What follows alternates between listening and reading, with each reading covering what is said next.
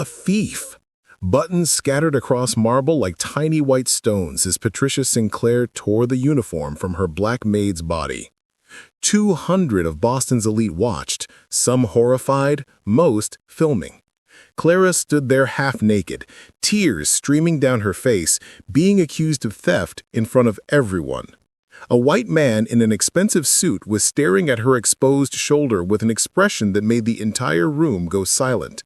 His face had drained of all color, and when he spoke, his voice cut through the chaos like a blade. "Stop this immediately!"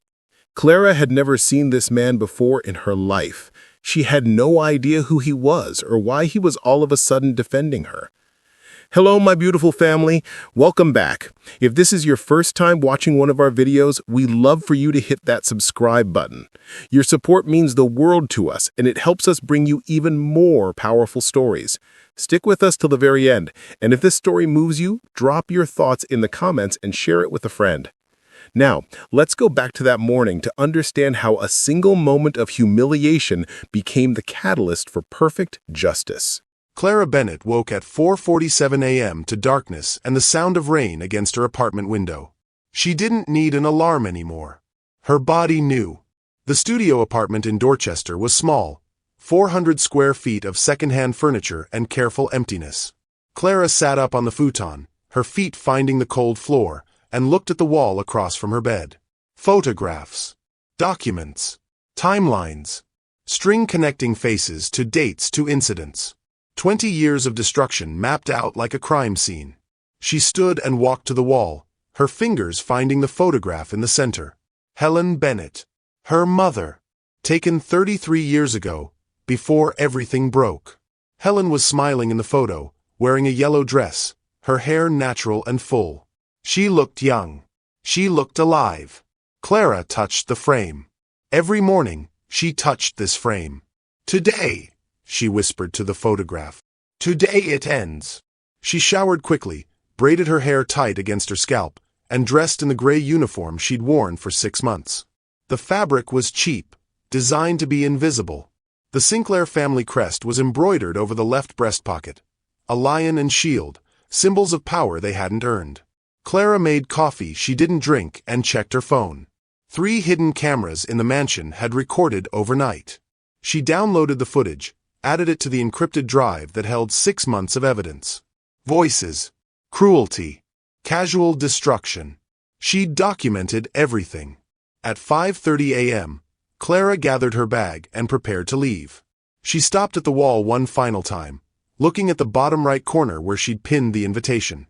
The Sinclair family requests the pleasure of your company at an autumn gala. October 15th, 2024. 7 p.m. Black tie. 200 guests expected. 200 witnesses. Clara had made sure the event would be perfect. She'd suggested the guest list additions herself over the past month. Local politicians, business leaders, members of the press. Patricia Sinclair loved an audience. Loved showing off her mansion and her control. Tonight, Patricia would get exactly what she wanted. Clara locked her apartment and walked to the bus stop in the rain. At downtown Boston, Robert Davenport stood at the window of his office on the 47th floor and watched the city wake up. The rain had stopped. Morning light cut through clouds, turning the Charles River silver. He held a photograph in his left hand. He'd been holding it for an hour. The photograph was small, worn at the edges from years of handling. It showed a woman, black, young, exhausted, holding a newborn baby wrapped in a hospital blanket. The woman's eyes were red from crying. The baby's face was peaceful, unaware. Robert knew every detail of this photograph. The date stamp in the corner. November 3rd, 2001. The hospital bracelet on the woman's wrist. The way she held the baby like she was memorizing the weight. Helen Bennett. The woman who'd given him everything and asked for nothing. 23 years ago, Robert had been 31 years old, newly wealthy from his first major acquisition, and desperately lonely. He'd wanted family. Wanted to build something that mattered beyond balance sheets and boardrooms. The adoption agency connected him with Helen. She was 7 months pregnant, homeless, and trapped. She'd worked as a domestic worker for a wealthy family. They'd accused her of theft. stripped her in front of guests, had her arrested. The charges were eventually dropped, but the damage was permanent. No one would hire her. No one would help her. She had nothing. Robert met her at a coffee shop in Cambridge. Helen was quiet, dignified despite everything. She didn't beg. She just explained. She couldn't give this baby the life it deserved. She wanted her child to have chances she couldn't provide. "I'll love this baby until the day I die," Helen had said, her hands on her pregnant belly. "But love isn't enough. Not anymore. Not after what they took from me." Robert agreed to adopt the baby. He promised to give the child everything: education, opportunity, safety. 2 months later, Helen gave birth. Robert was there at the hospital when she held her daughter for the first and only time. Helen had shown him the birthmark. "Look," she'd whispered, turning the baby so Robert could see. "Right here on her shoulder blade. It's called a Mongolian spot. Most fade, but this one's dark. And you see this small scar through it? She had a minor surgery when she was 3 months old. They had to remove a benign cyst." Helen's fingers traced the mark with such tenderness it hurt to witness. "Promise me you'll remember this," Helen said. "Promise me if you ever see this mark, you'll know she's mine. That she existed. That I loved her." Robert promised. Helen signed the papers. She kissed her daughter's forehead. She walked out of the hospital alone. Robert named the baby, hired a nanny, prepared his home. But when he went to pick up the baby from the hospital 3 days later, she was gone.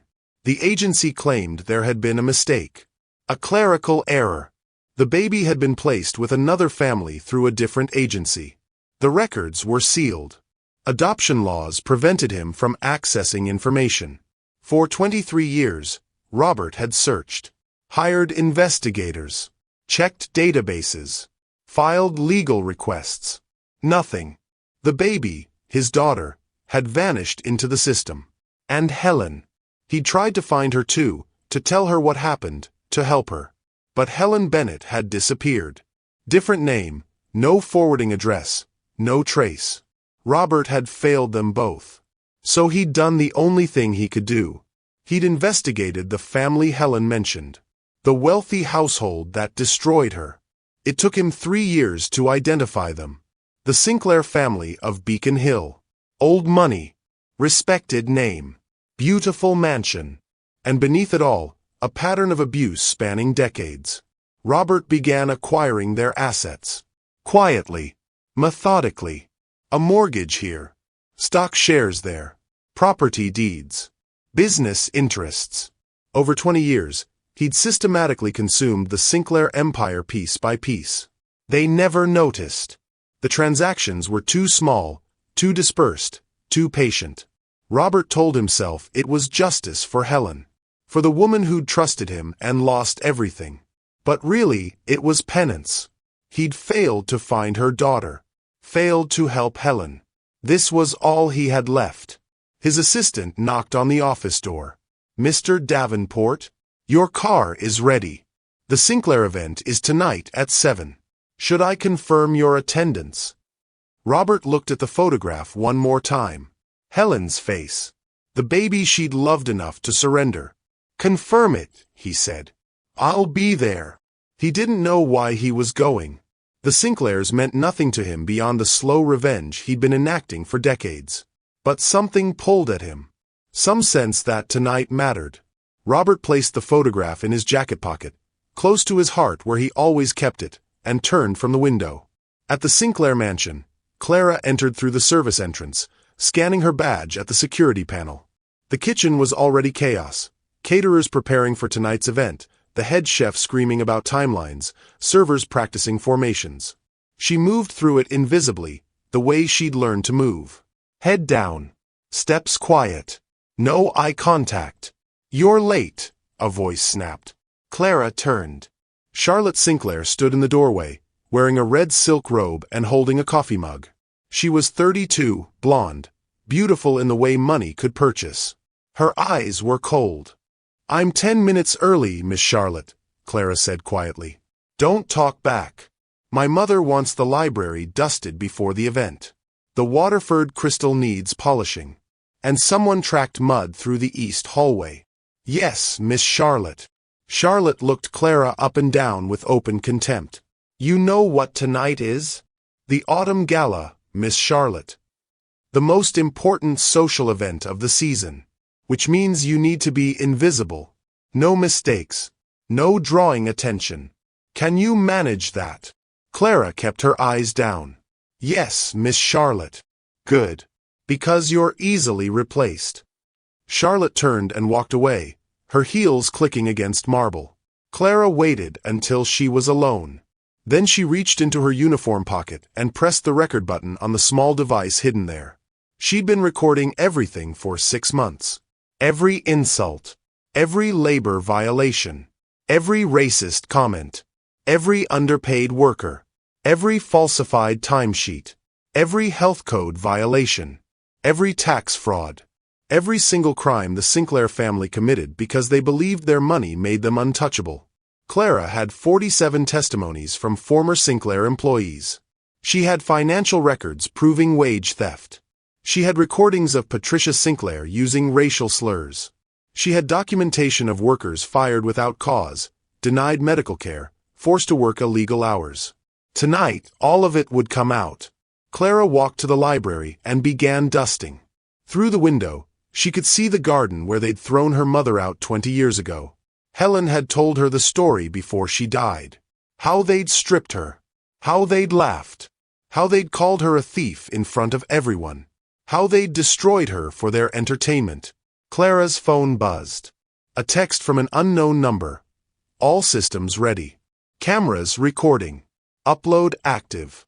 When you're ready. Clara typed back. Tonight. 8 p.m. Maximum witnesses. She deleted the conversation and pocketed her phone. Patricia Sinclair entered the library, carrying a clipboard.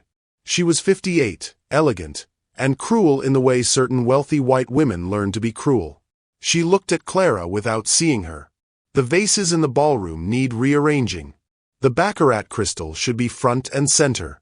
And make sure you're properly dressed tonight. I don't want you looking shabby in front of our guests. Yes, Mrs. Sinclair. Patricia paused.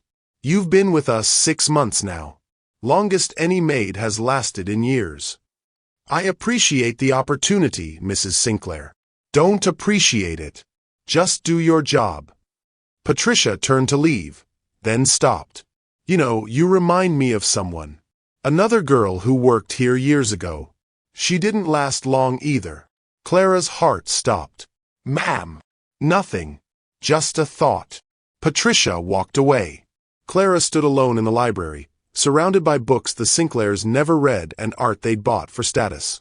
She touched the scar on her left shoulder blade, the small mark her mother had kissed before giving her up. Tonight, Clara thought. Tonight everything changes. For you, Mama. For everyone they hurt. For justice 20 years late. The mansion bell chimed 8 times. 12 hours until the gala. Clara Bennett got back to work. The ballroom glittered like something out of a magazine. 3 crystal chandeliers hung from the vaulted ceiling, each one worth more than Clara would earn in 5 years. The floors were polished marble, reflecting light until the room seemed to float. Round tables draped in ivory linen filled the space, each set with gold-rimmed china and fresh orchids flown in from Hawaii that morning. 200 guests moved through the room in designer gowns and tailored suits. Boston's elite. Politicians. CEOs. Society page regulars. Everyone who mattered in the city had accepted the Sinclair invitation. Clara moved between them carrying a silver tray of champagne flutes. She was invisible in her black server uniform, one of 20 staff members hired for the night. The regular household employees had been sent home. Patricia wanted everything perfect, which meant faces she could discard after tonight without consequence. Clara had made sure she was on the serving schedule. Had volunteered for it, actually. Insisted she wanted the overtime. She needed to be in this room when it happened. Champagne. Clara offered the tray to a woman in emerald silk. The woman took a glass without looking at Clara's face. They never did. Clara moved through the crowd, her eyes scanning for the guest list she'd memorized. Senator Bradley was here. The Globe's senior editor. The head of the Boston Chamber of Commerce. Channel 5's investigative team.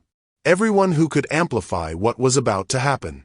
Patricia Sinclair held court at the center of the room, wearing a navy gown that probably cost $15,000. Her silver hair was styled in an elaborate updo. Diamonds hung from her ears and throat. She laughed at something a judge was saying, her hand touching his arm with practiced charm.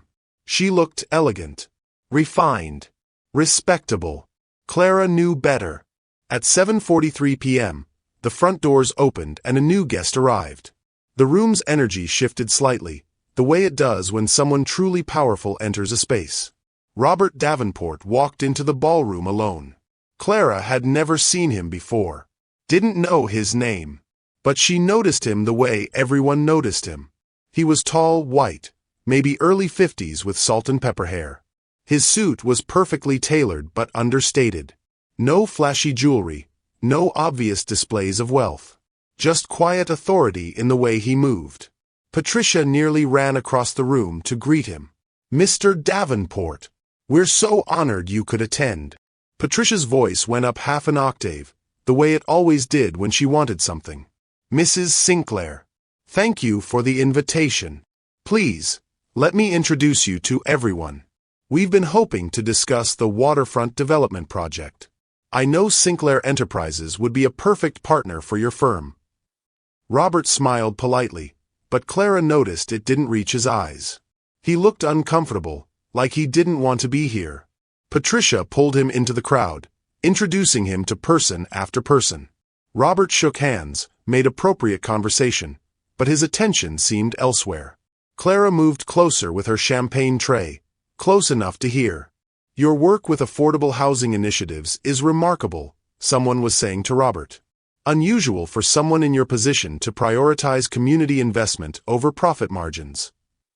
"I grew up in foster care," Robert said quietly. "I remember what it feels like to have nothing. To be treated like you don't matter." Something in his voice made Clara pause. Pain. Old pain that never quite healed. "Well, your foundation has helped thousands," the man continued. "The scholarship programs alone." "It's not enough," Robert interrupted. "It's never enough to make up for the people who get destroyed by systems designed to protect the powerful." The conversation shifted, but Clara stayed close. Something about this man felt different. He carried sadness the way she did. Like armor. At 8 p.m. exactly, Clara moved toward the display table at the east end of the ballroom. The table held Patricia's precious collection of antique vases. Qing Dynasty, Patricia told everyone. Worth a fortune. Insured for more. Clara had practiced this moment in her mind for weeks. She walked past the table carrying her tray. Her foot caught on the Persian rug's edge, exactly where she'd planned. She stumbled forward, and the tray tilted. Champagne glasses tumbled through the air in slow motion. They hit the display table. 3 of the vases shattered instantly, exploding across marble in a cascade of porcelain fragments and crystal shards. The ballroom went silent. Every head turned. 200 pairs of eyes found Clara standing in the wreckage, champagne soaking into the rug, priceless antiques destroyed at her feet. Patricia's face went white, then red. "What have you done?" "I'm so sorry, Mrs. Sinclair. Do you have any idea what those were worth?" Patricia's voice rose, cutting through the silence. "Those vases have been in my family for generations." Clara kept her head down. "It was an accident. Please, I'll pay for them. You." Patricia laughed, high and cruel. "You couldn't afford to replace one of those vases if you worked for me for 20 years. Charlotte appeared beside her mother, her eyes bright with excitement. This was entertainment. "Mother, I told you we shouldn't have hired her. I said she was clumsy." Theodore Sinclair joined them, looking uncomfortable but saying nothing. Garrett stood back, phone out, already recording. Patricia stepped closer to Clara, her voice dropping to something cold and vicious. "You know what I think? I think this wasn't an accident." Clara's stomach tightened. Here it comes. Mrs. Sinclair, I swear, I just tripped. No. Patricia reached into her clutch and pulled out a diamond bracelet. I think you've been stealing from us. This was in my bedroom safe this morning. Now it's gone. And here you are, destroying evidence, causing chaos. Clara's eyes widened. The bracelet. She'd never seen it before in her life. I didn't take that. I've never been in your bedroom. She's lying, Charlotte said loudly, making sure everyone could hear. I saw her upstairs this afternoon, near Mother's room. It was a lie. Clara had been in the kitchen all afternoon. But Charlotte said it with such confidence that people started murmuring. Patricia held the bracelet up for the room to see. This was hidden in the service hallway, where the staff changes. Someone put it there, planning to retrieve it later. She planted it, Clara realized, just like she planted evidence on my mother. I need to search you, Patricia said. Right here. Right now. Before you leave this house with anything else that belongs to me. You can't. I absolutely can. This is my home. You're a thief. And everyone here is a witness. The crowd pressed closer. Some looked uncomfortable. Others looked fascinated. The ugly curiosity of people watching someone else's humiliation. Clara saw phone cameras rising. Recording. Broadcasting. Exactly what she needed, but not like this. Not yet. Please, Clara said quietly. Don't do this. Patricia smiled. You should have thought about that before you stole from me. Charlotte, check her pockets. Charlotte moved forward eagerly. Her hands went into Clara's uniform pockets, pulled out her phone, her house keys, the small recording device. What's this? Charlotte held up the device. It's nothing, just. Patricia grabbed it, examined it. A recording device? You've been spying on us. The crowd gasped. The narrative was shifting. Clara wasn't just a clumsy maid or a thief. She was something worse. Something invasive. You've been in my home for 6 months, recording private conversations? Patricia's voice dripped with outrage. What were you planning? Blackmail. Selling our family secrets. No, I was documenting. Documenting what? Ways to rob us more effectively. Theodore finally spoke. Patricia, maybe we should handle this privately. No. Patricia's eyes glittered with vicious pleasure. I want everyone to see exactly what kind of person we've been employing. This is what happens when you try to help people. When you give opportunities to those who don't deserve them. Clara's hands started shaking. This was spiraling wrong. She'd planned to reveal everything on her terms, with her evidence, her testimony. Not like this. Not with them controlling the narrative. I want to see what else you're hiding, Patricia said. Strip her. The room went completely silent. Mother, even Charlotte looked uncertain now. I said strip her. I want to know what she's stolen. What she's hiding under that uniform. You can't do that, Clara said, her voice breaking. Please. There are other ways. You should have thought about that before you violated my trust. Before you came into my home and betrayed my hospitality. Patricia nodded to Charlotte and Garrett. Help me. They moved forward. Clara tried to step back, but Garrett grabbed her arm. Charlotte grabbed the other. Don't touch me. Clara's voice rose. Get your hands off me. But they didn't stop. Charlotte's fingers found the buttons of Clara's uniform top. Started pulling. Stop. Please. Clara fought, but Theodore had moved behind her now, holding her still. The fabric tore. Buttons scattered across marble like tiny white stones. Clara heard herself making sounds she didn't recognize. Panic. Fear. Rage. The room was spinning, faces blurring, cameras flashing. Her uniform top ripped away completely. Charlotte grabbed the white undershirt beneath, yanked it up and over Clara's head.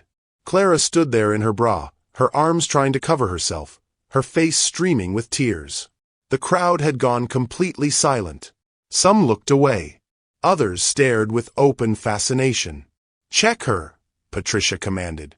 Charlotte's hands ran down Clara's sides, her back. Clara flinched at every touch, her whole body shaking. And then Charlotte stopped. Her hand was on Clara's left shoulder blade. Mother, look at this. Patricia leaned in, examining Clara's exposed skin. What? I don't see anything. The birthmark. That dark spot. And the scar through it. Clara's shoulder blade bore the mark she'd carried her whole life. The Mongolian spot, bluish-gray and distinct. The small surgical scar cutting through it like a thread. Somewhere in the crowd, a champagne glass slipped from someone's hand. It hit the marble floor and exploded. The sound cut through everything, sharp and final. Clara looked up through her tears and saw him. The man from earlier. Robert Davenport. He was standing 15 feet away, his face completely drained of color. His eyes were locked on her shoulder. On the birthmark. On the scar. His mouth opened but no sound came out. His hands trembled at his sides. And Clara watched as something broke behind his eyes. Watched him stagger backward one step, then another, like he'd been shot. He was staring at her like she was a ghost. Like she was impossible. Like she was someone he'd been searching for his entire life. The champagne glass shards glittered on the floor between them like fallen stars. And in that moment, everything changed. The sound of Robert Davenport's voice cut through the ballroom like a blade through silk. Stop. One word. Quiet.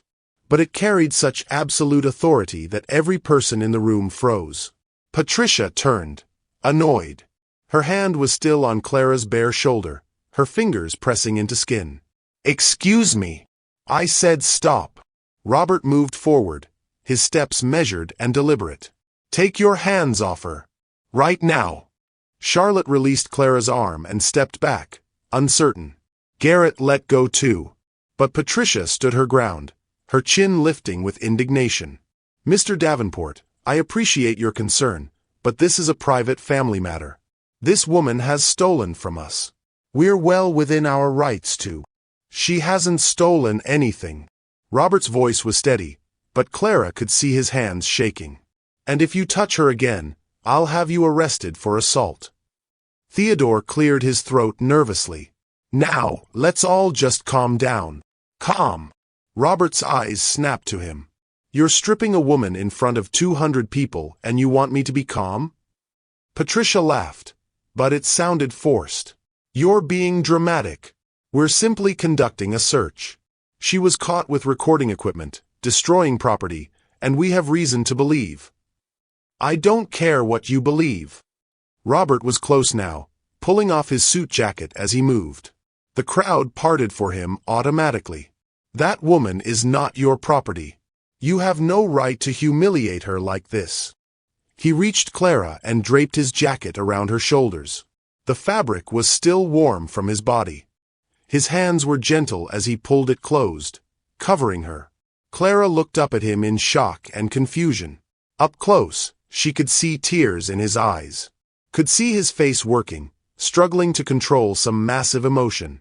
Are you hurt? He asked her softly. Did they hurt you? Clara shook her head, not trusting her voice. Who was this man? Why was he crying? Robert turned back to face Patricia, and his expression had gone cold. Dangerous. I want to know why you targeted her specifically. Why her? Patricia's confident smile faltered. I didn't target anyone. She broke valuable antiques and we found evidence of theft. The vases were insured for 3 times their actual value. Robert's voice was flat. I know because I own the insurance company. And that bracelet you're holding? I can see the price tag residue on the clasp. You bought it this afternoon specifically to plant on her. The crowd murmured. Patricia's face went pale. How dare you? And the recording device? Robert continued. Massachusetts is a one-party consent state. She's legally allowed to record conversations she's part of. So what exactly is your justification for stripping her in front of your guests? Patricia opened her mouth, closed it. She looked to Theodore for support, but he was staring at the floor. Robert pulled out his phone. I'm calling the police. This is assault, battery, false imprisonment. And I'm guessing if we dig deeper, we'll find a pattern of this behavior. You're making a terrible mistake, Patricia said, her voice going sharp with desperation. You have no idea who you're defending. This woman has been manipulating us for months, planning this. No. Robert's voice dropped to something quiet and deadly. You made the mistake. Because that woman you just humiliated in front of everyone. He paused, his jaw working. She's my daughter. The ballroom went completely silent. Clara felt the words hit her like a physical blow. What? That was impossible. She stared at this stranger, this man she'd never seen before in her life, and tried to make sense of what he'd just said. That's ridiculous, Patricia sputtered. You don't have a daughter. Everyone knows you're. 23 years ago, Robert interrupted, his voice breaking slightly. I adopted a baby girl, 3 months old. Her mother was a woman named Helen Bennett who'd lost everything, who'd been destroyed by a wealthy family who accused her of theft and threw her out with nothing. Clara's heart stopped. Helen Bennett. Her mother's name. Robert was looking at her now, tears running openly down his face. Helen showed me a birthmark before I signed the adoption papers. A Mongolian spot on her baby's left shoulder blade, with a small scar through it from a surgery when she was 3 months old. She made me promise to remember it. To remember her daughter always carried that mark. His hand lifted toward Clara's shoulder, trembling. That mark. The exact one I just saw. The one I've been searching for 23 years. Clara couldn't breathe. Couldn't think. This man knew her mother? Had adopted her? No, she whispered. That's not. I was never adopted. I grew up in foster care. In group homes. Robert's face crumpled. What? I aged out of the system at 18. No one ever adopted me. Clara's voice was getting louder, sharper. So I don't know what game you're playing, but my mother died 2 years ago and she never mentioned you. Never said anything about. Helen's dead. Robert staggered backward like he'd been hit.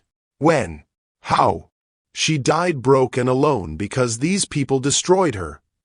Clara pointed at Patricia, her hand shaking. 20 years ago, they accused her of stealing from them. Stripped her in front of their guests. Had her arrested. Ruined her reputation so completely she could never work again. She was pregnant with me and they threw her out with nothing. Robert's face had gone gray. The adoption agency told me there was a clerical error. That the baby had been placed with another family. I spent years trying to find you, trying to find Helen, but I couldn't. He looked at Patricia with dawning understanding. You knew. You knew about the adoption. You interfered. Patricia took a step back. I don't know what you're talking about. Helen worked for you. You destroyed her. And then when she tried to give her baby a better life, you sabotaged it. Robert's voice was shaking with rage. You made sure the adoption failed. Made sure that baby ended up in the system instead of with me. Why? What possible reason? She was a thief. Patricia's composure was cracking. She was trash who tried to steal from us and then tried to profit off her bastard child. Clara lunged forward. She would have hit Patricia if Robert hadn't caught her arm. Don't, he said quietly. She's not worth it. Clara was shaking so hard she could barely stand. You're lying. About knowing my mother. About adopting me. This is just another game, another way to... I have the photograph. Robert pulled out his phone with trembling fingers. From the hospital. The day Helen signed the papers. He turned the screen toward Clara. The photograph showed a young woman in a hospital bed, exhausted and tear-stained, holding a newborn baby. The woman had Clara's eyes. Clara's face. Helen, 23 years younger, looking at her baby like her heart was breaking. Clara's knees went weak. Mama! She made me promise to take care of you, Robert said, his voice thick with tears. To give you everything she couldn't. To remember you were loved. And I tried. God, I tried. But they took you from me before I ever got to bring you home. The crowd was pressing closer now, phones out, recording everything. This wasn't a dinner party anymore. It was something else. Something raw and brutal and real. Senator Bradley pushed through the crowd. Someone needs to call the police. This is already done. A woman's voice came from the entrance. Everyone turned. A black woman in her 40s stood in the doorway, wearing a detective's badge on her belt. Behind her were 4 uniformed officers. Detective Catherine Reeves, Boston PD. We received a call about an assault in progress. She looked at Clara, still wrapped in Robert's jacket, her torn uniform visible beneath. Miss, are you all right? Clara nodded, not trusting her voice. Detective Reeves turned to Patricia. Mrs. Sinclair, I need you to put down that bracelet and step away from the young woman. This is absurd. I'm the victim here. This woman broke into my home, stole from me. Ma'am, I need you to stop talking. Detective Reeves pulled out handcuffs. You have the right to remain silent. I suggest you use it. Theodore finally found his voice. You can't arrest my wife. We're the Sinclair family. We have rights. So does she. Detective Reeves nodded at Clara. The right not to be assaulted in front of 200 witnesses, several of whom have already sent us video footage of what happened here tonight. Charlotte started crying. We didn't mean. Mother just wanted to teach her a lesson. By stripping her in public? By falsely accusing her of theft? Detective Reeves shook her head. That's not a lesson. That's a crime. More police entered the ballroom. The crowd scattered, guests suddenly desperate to leave, to distance themselves from what was happening. But Robert spoke up, his voice carrying across the room. No one leaves. Not yet. Detective Reeves raised an eyebrow. Mr. Davenport, I want everyone to stay. I want them to hear what I have to say. Robert looked at Patricia, his expression colder than Clara had ever seen on a human face. Because the woman you just humiliated in front of Boston's elite? The woman you stripped and degraded? She's not just my daughter. He pulled out his phone and made a call. Lawrence, it's time. Bring everything. All the documentation. Every file. Every acquisition. I want it here in 10 minutes. He ended the call and looked back at Patricia. I know what you did to Helen Bennett 20 years ago. I've known for a long time. And I've been waiting for this moment. Patricia's face had gone white. What are you talking about? You're going to wish, Robert said quietly, that you had shown my daughter mercy tonight, because I don't believe in mercy for people like you. Clara stood beside him, still trying to process everything. This man was her father? He'd been searching for her? The Sinclairs had sabotaged her adoption?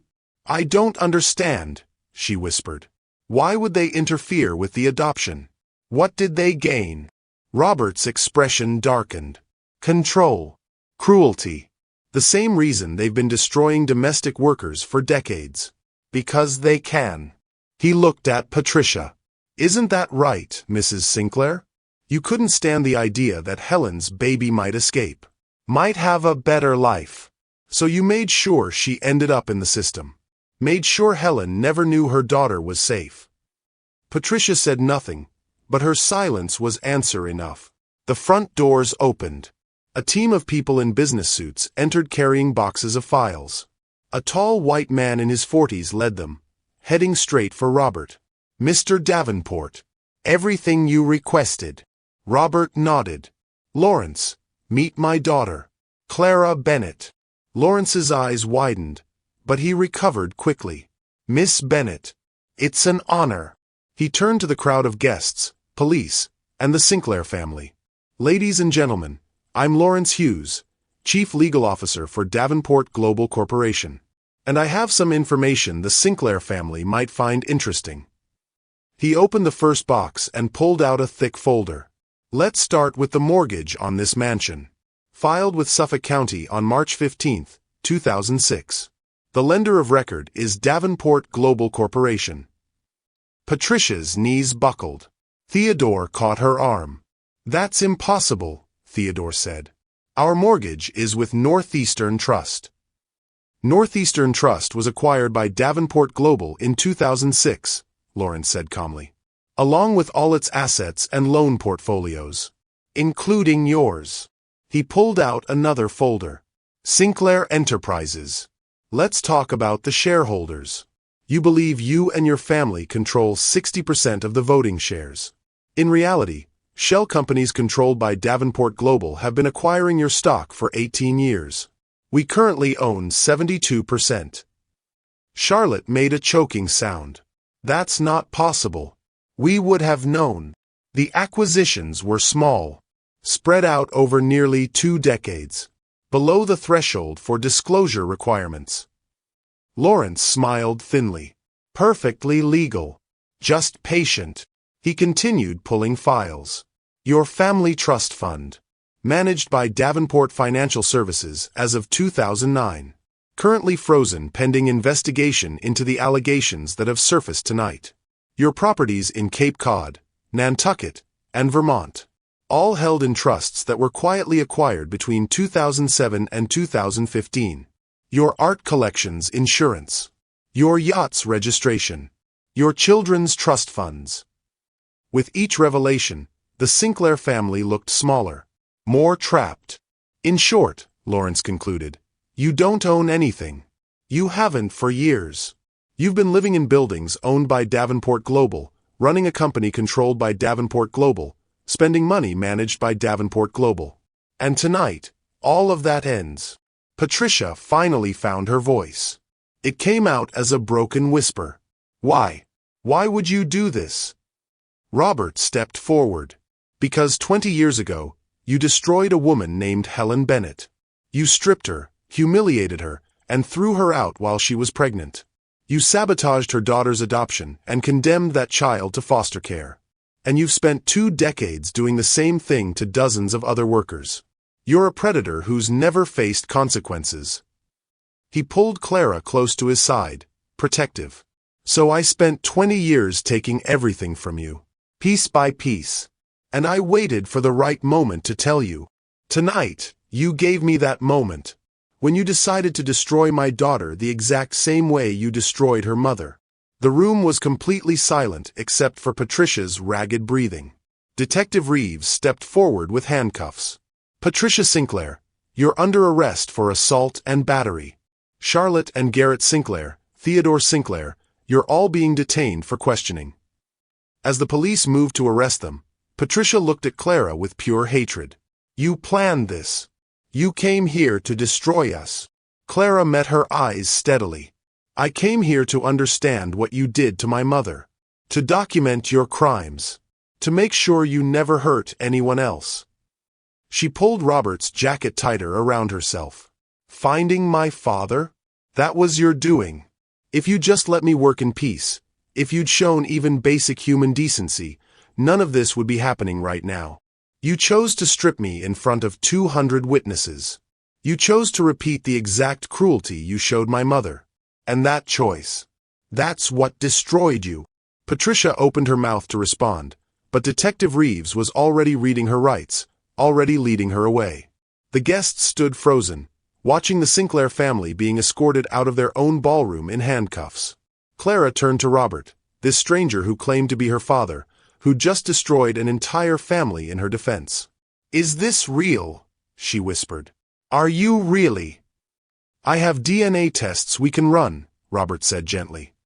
Documentation from the adoption agency. Hospital records. Whatever you need to be sure. But yes, I'm your father.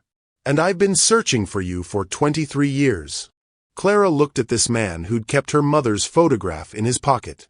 Who'd spent 2 decades systematically destroying the people who'd hurt them.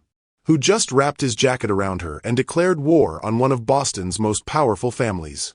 And she didn't know whether to cry or scream or laugh. So she did all 3. The ballroom had transformed into something that looked like a crime scene. Police officers moved through the space taking statements. Photographers documented the shattered vases, the torn fabric of Clara's uniform still lying on the floor like evidence of violence. The remaining guests sat at tables, unable to leave until they'd given their accounts of what they'd witnessed. Clara sat in the library with Robert beside her. Someone had brought her a blanket in addition to his jacket. She was still shaking, her body unable to process everything that had happened in the past hour. Detective Reeves sat across from them, her notebook open. "Miss Bennett, I need you to walk me through everything. Start from the beginning." Clara took a breath. "My name is Clara Bennett. My mother was Helen Bennett. She worked as a maid for the Sinclair family 23 years ago." "And she was accused of theft?" "Yes. During a party, like tonight. They stripped her in front of their guests. Had her arrested. The charges were dropped eventually, but her reputation was destroyed. She couldn't find work. She was 6 months pregnant with me." Detective Reeves wrote quickly. "What happened after that?" "She was homeless. Desperate. She decided to give me up for adoption so I could have a better life." Clara's voice cracked. "She died 2 years ago. Broke. Alone. Still carrying the shame of what they did to her." Robert's hand found hers and squeezed gently. The touch was awkward, uncertain, but Clara didn't pull away. "When did you decide to come work for the Sinclair family?" Detective Reeves asked. 8 months ago, I started planning it. I wanted to understand what happened to my mother. Why they targeted her. If they'd done it to others." Clara pulled out her phone with her free hand. "I've been documenting everything for 6 months. I have recordings, photographs, testimonies from former employees." Detective Reeves leaned forward. "What kind of testimonies?" 47 former Sinclair employees. All with similar stories. Accused of theft. Publicly humiliated. Fired without cause. Underpaid. Overworked. Abused. Clara's hand tightened on her phone. "The Sinclairs have been doing this for decades. My mother wasn't special to them. She was just another person they destroyed for entertainment." "May I see those files?" Clara hesitated, looking at Robert. He nodded encouragement. She opened her cloud storage and handed the phone to Detective Reeves. "It's all there. 6 months of recordings. Financial records showing wage theft. Health code violations. Tax fraud. Everything."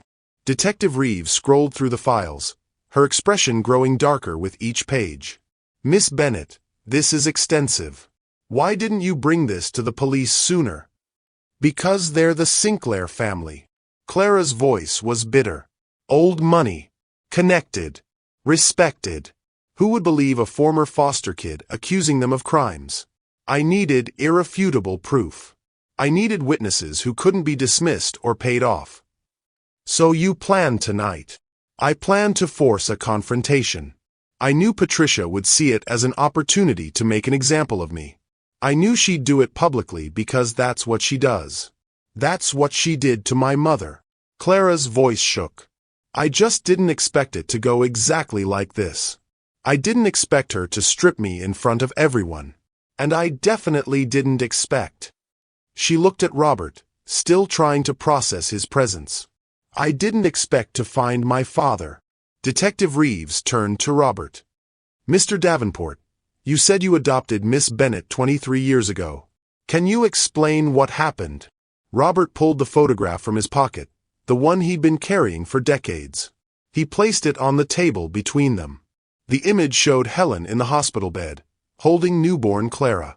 The timestamp read November 3rd, 2001. "I was 31 years old. I just sold my first company and wanted to start a family. The adoption agency connected me with Helen Bennett. She was 7 months pregnant, homeless, destroyed by what the Sinclairs had done to her." His voice was steady, but Clara could hear the pain underneath. "We met several times before the birth. Helen told me about the Sinclair family. About being accused of theft. About being stripped and humiliated while pregnant. About losing everything. She gave birth on November 3rd. I was there at the hospital. She held Clara for maybe an hour. Then she showed me the birthmark." Robert's fingers traced the edge of the photograph. The Mongolian spot on her left shoulder blade. "She said most of them fade, but this one was dark. And there was a small scar through it from a surgery Clara had at 3 months old. Clara's hand went unconsciously to her shoulder. Helen made me promise to remember that mark. To remember her daughter was loved. Then she signed the adoption papers and left. Robert's voice broke. 3 days later, I went to pick up Clara from the hospital. But she was gone. Detective Reeves looked up sharply. Gone. The adoption agency said there'd been a clerical error. That Clara had been placed with another family through a different agency. The records were sealed. I hired investigators. Lawyers. I spent years searching. But I couldn't find her. You think the Sinclairs interfered with the adoption? I know they did. Robert pulled out his phone and opened an email. This is from my investigation into the Sinclair family. It took me 3 years to find it, but there's a payment from Theodore Sinclair to the adoption agency dated November 5, 2001. 2 days after Clara was born. $50,000. He showed Detective Reeves the bank records. The agency director at the time suddenly retired that same month. Moved to Florida with enough money to buy a house outright. Detective Reeves studied the documents. This suggests bribery. It proves bribery. They paid to make sure Helen's baby didn't get adopted by me. They condemned Clara to foster care just to maintain their cruelty. Because they couldn't stand the idea that Helen's child might have a good life. Clara felt sick. They did that. They deliberately sabotaged my adoption. Robert turned to her, his eyes full of pain. I'm so sorry. If I'd known, if I'd fought harder, if I'd... You didn't know. Clara's voice was firm. You couldn't have known. The library door opened. Lawrence Hughes entered, followed by an older black woman with gray hair and kind eyes. Mr. Davenport, this is Margaret Walsh. She used to work for the Sinclair family 15 years ago. The woman looked at Clara and her eyes filled with tears. Oh, honey, what they did to you tonight. I'm so sorry. Clara recognized the name from her research. You're Maggie. You were their cook. They accused you of stealing silverware. Maggie nodded, sitting down heavily. During Thanksgiving dinner. In front of my own children who I'd brought to help serve. Patricia Sinclair stripped my blouse off right there in the dining room, searching me. Found nothing, of course. But she fired me anyway. Told every family in Beacon Hill I was a thief. I couldn't find work for 2 years. Detective Reeves added this to her notes. Would you be willing to make a formal statement? I'll do more than that. Maggie pulled out her phone. After Lawrence contacted me this evening, I made some calls. There are 11 other former Sinclair employees waiting outside. All with similar stories. All ready to testify. The library door opened again. People filed in, one by one. A young white woman who'd been a nanny. An elderly Latino man who'd worked as a gardener.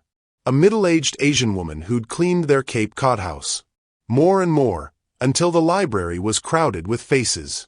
All of them had been destroyed by the Sinclair family. Detective Reeves looked overwhelmed. This is going to take all night. Then we take all night, Robert said firmly.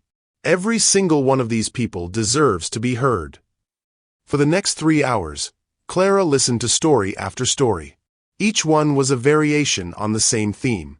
The Sinclairs would hire domestic workers, abuse them, then publicly humiliate and discard them.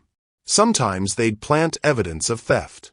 Sometimes they'd simply refuse to pay wages, knowing the workers couldn't afford lawyers. Sometimes they'd spread rumors that destroyed reputations.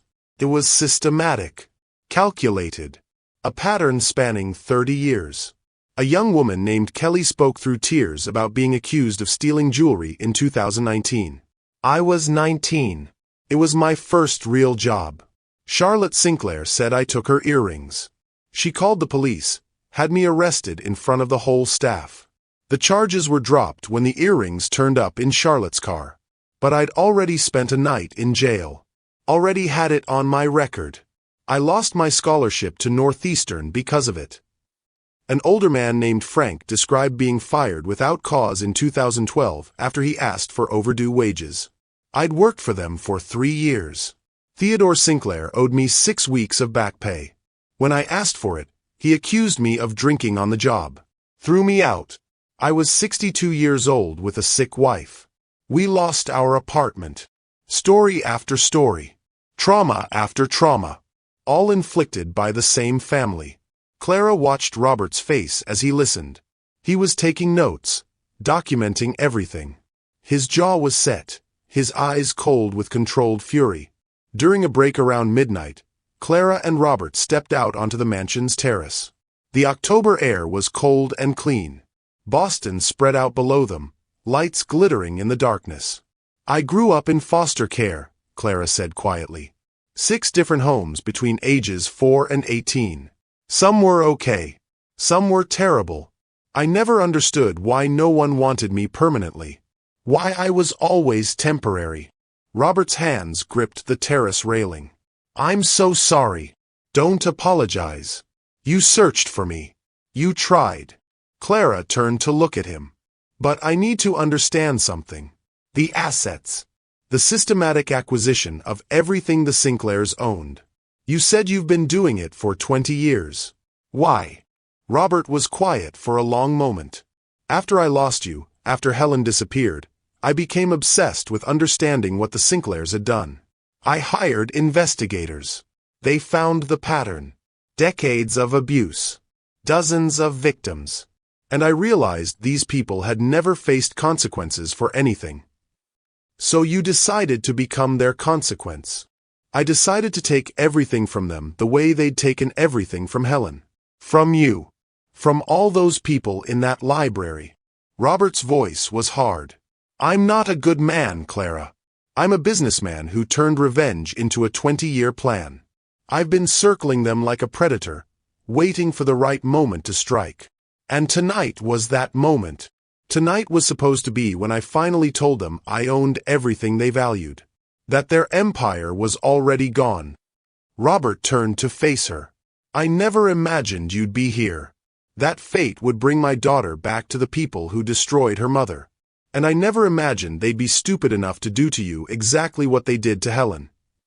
Clara looked at this man who'd spent 2 decades preparing to destroy a family. Who'd kept her mother's photograph in his pocket. Who'd wrapped his jacket around her when she was at her most vulnerable. What happens now? She asked. Now. Robert's expression was grim. Now we make sure they never hurt anyone else. We use your evidence and all these testimonies to build a case. We freeze their assets, seize their properties, and make sure every person they've abused gets compensation. And then you and I figure out how to be family. His voice softened. If that's what you want. I know I'm a stranger. I know I can't give you back the years we lost. But I'd like to try. If you'll let me. Clara looked at him. At this man who shared her eyes, her blood, her pain. At the father she'd never known she had. I spent 20 years hating the Sinclairs, she said slowly. Planning this moment. Preparing to expose them. It was all I had. The only thing that kept me going after Mama died. She touched the jacket still wrapped around her shoulders. But I never expected to find you. I never expected to discover I had family. And Clara met his eyes. And I think maybe we both need this. Need each other. Robert's face crumpled with relief. He reached out carefully, giving her time to pull away, and when she didn't, he pulled her into an awkward, hesitant hug. Clara let herself lean against him. Let herself be held by her father for the first time in 23 years. They stood like that on the terrace, 2 broken people choosing connection over isolation, while inside the mansion, justice slowly built itself from testimony and truth. Below them, police cars filled the circular driveway. Above them, stars emerged between clouds. And between them, something fragile and precious began to grow. Family. After all these years. Finally. Sometimes the family we're meant to have finds us in the darkest moments. The library had grown quiet.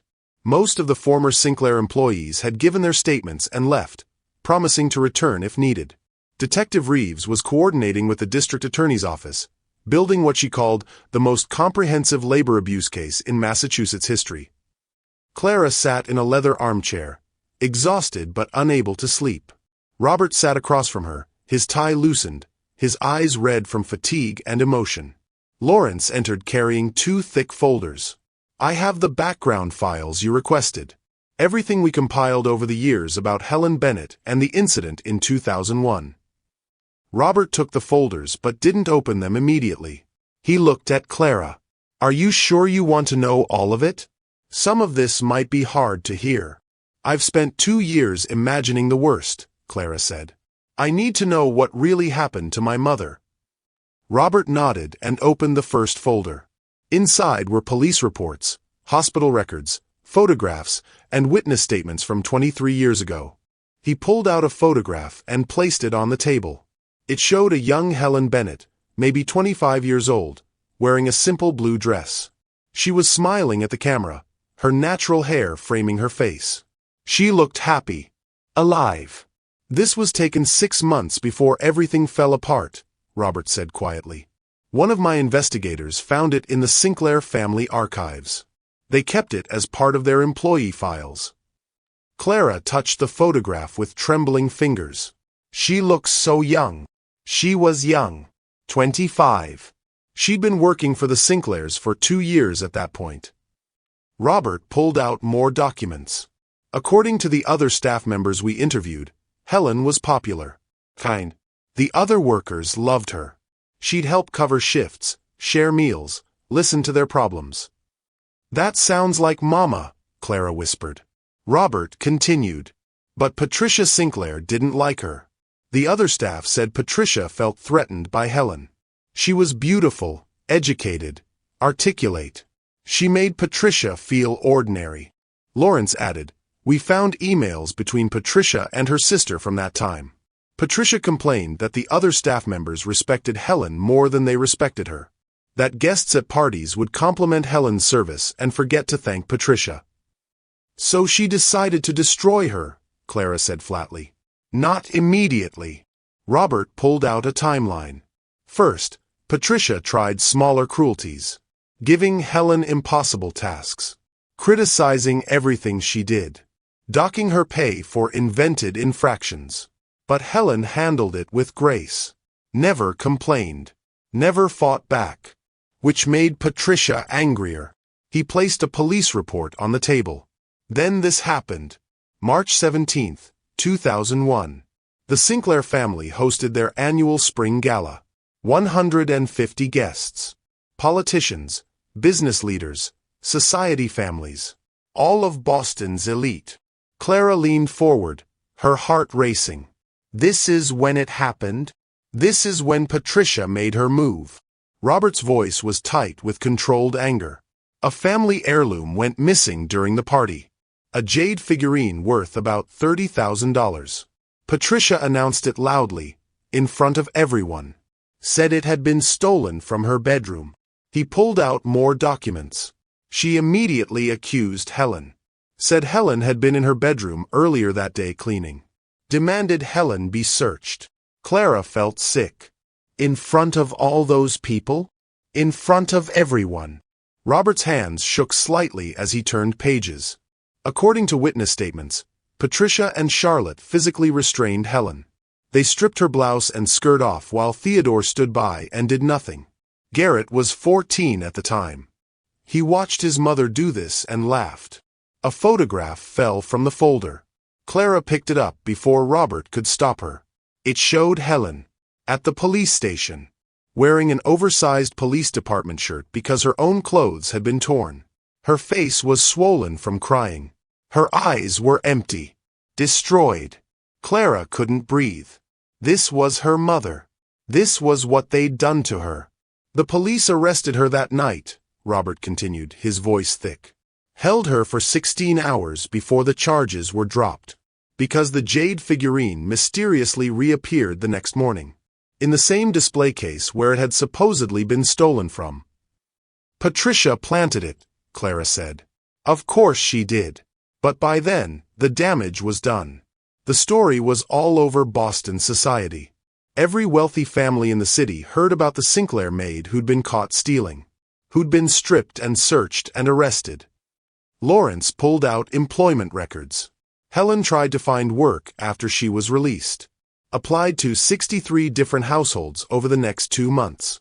No one would hire her. The Sinclairs had effectively blacklisted her from every domestic position in the city. Robert opened the second folder. This is where I come into the story. Helen was 4 months pregnant by this point. Living in a shelter in Roxbury.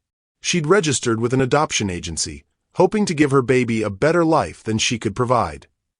He pulled out the original adoption contract. Clara's name was handwritten at the top, though it had been crossed out later. Beneath it, Helen's signature, shaky but determined. "We met 5 times before you were born," Robert said softly. "Helen wanted to know everything about me. Where I grew up. What kind of father I'd be. Whether I'd tell you about her someday." "What did she say about my father?" Clara asked. "My biological father?" Robert hesitated. "She said he was a good man who didn't know about you. That she'd ended the relationship before she knew she was pregnant. She never gave me his name. Said it didn't matter because he wasn't part of this decision." "Did you believe her?" "I believed she was protecting someone. Or protecting you from someone. I didn't push." Robert's eyes were sad. Helen was carrying so much pain already. "I didn't want to add to it." He pulled out a hospital record. "You were born on November 3rd, 2001.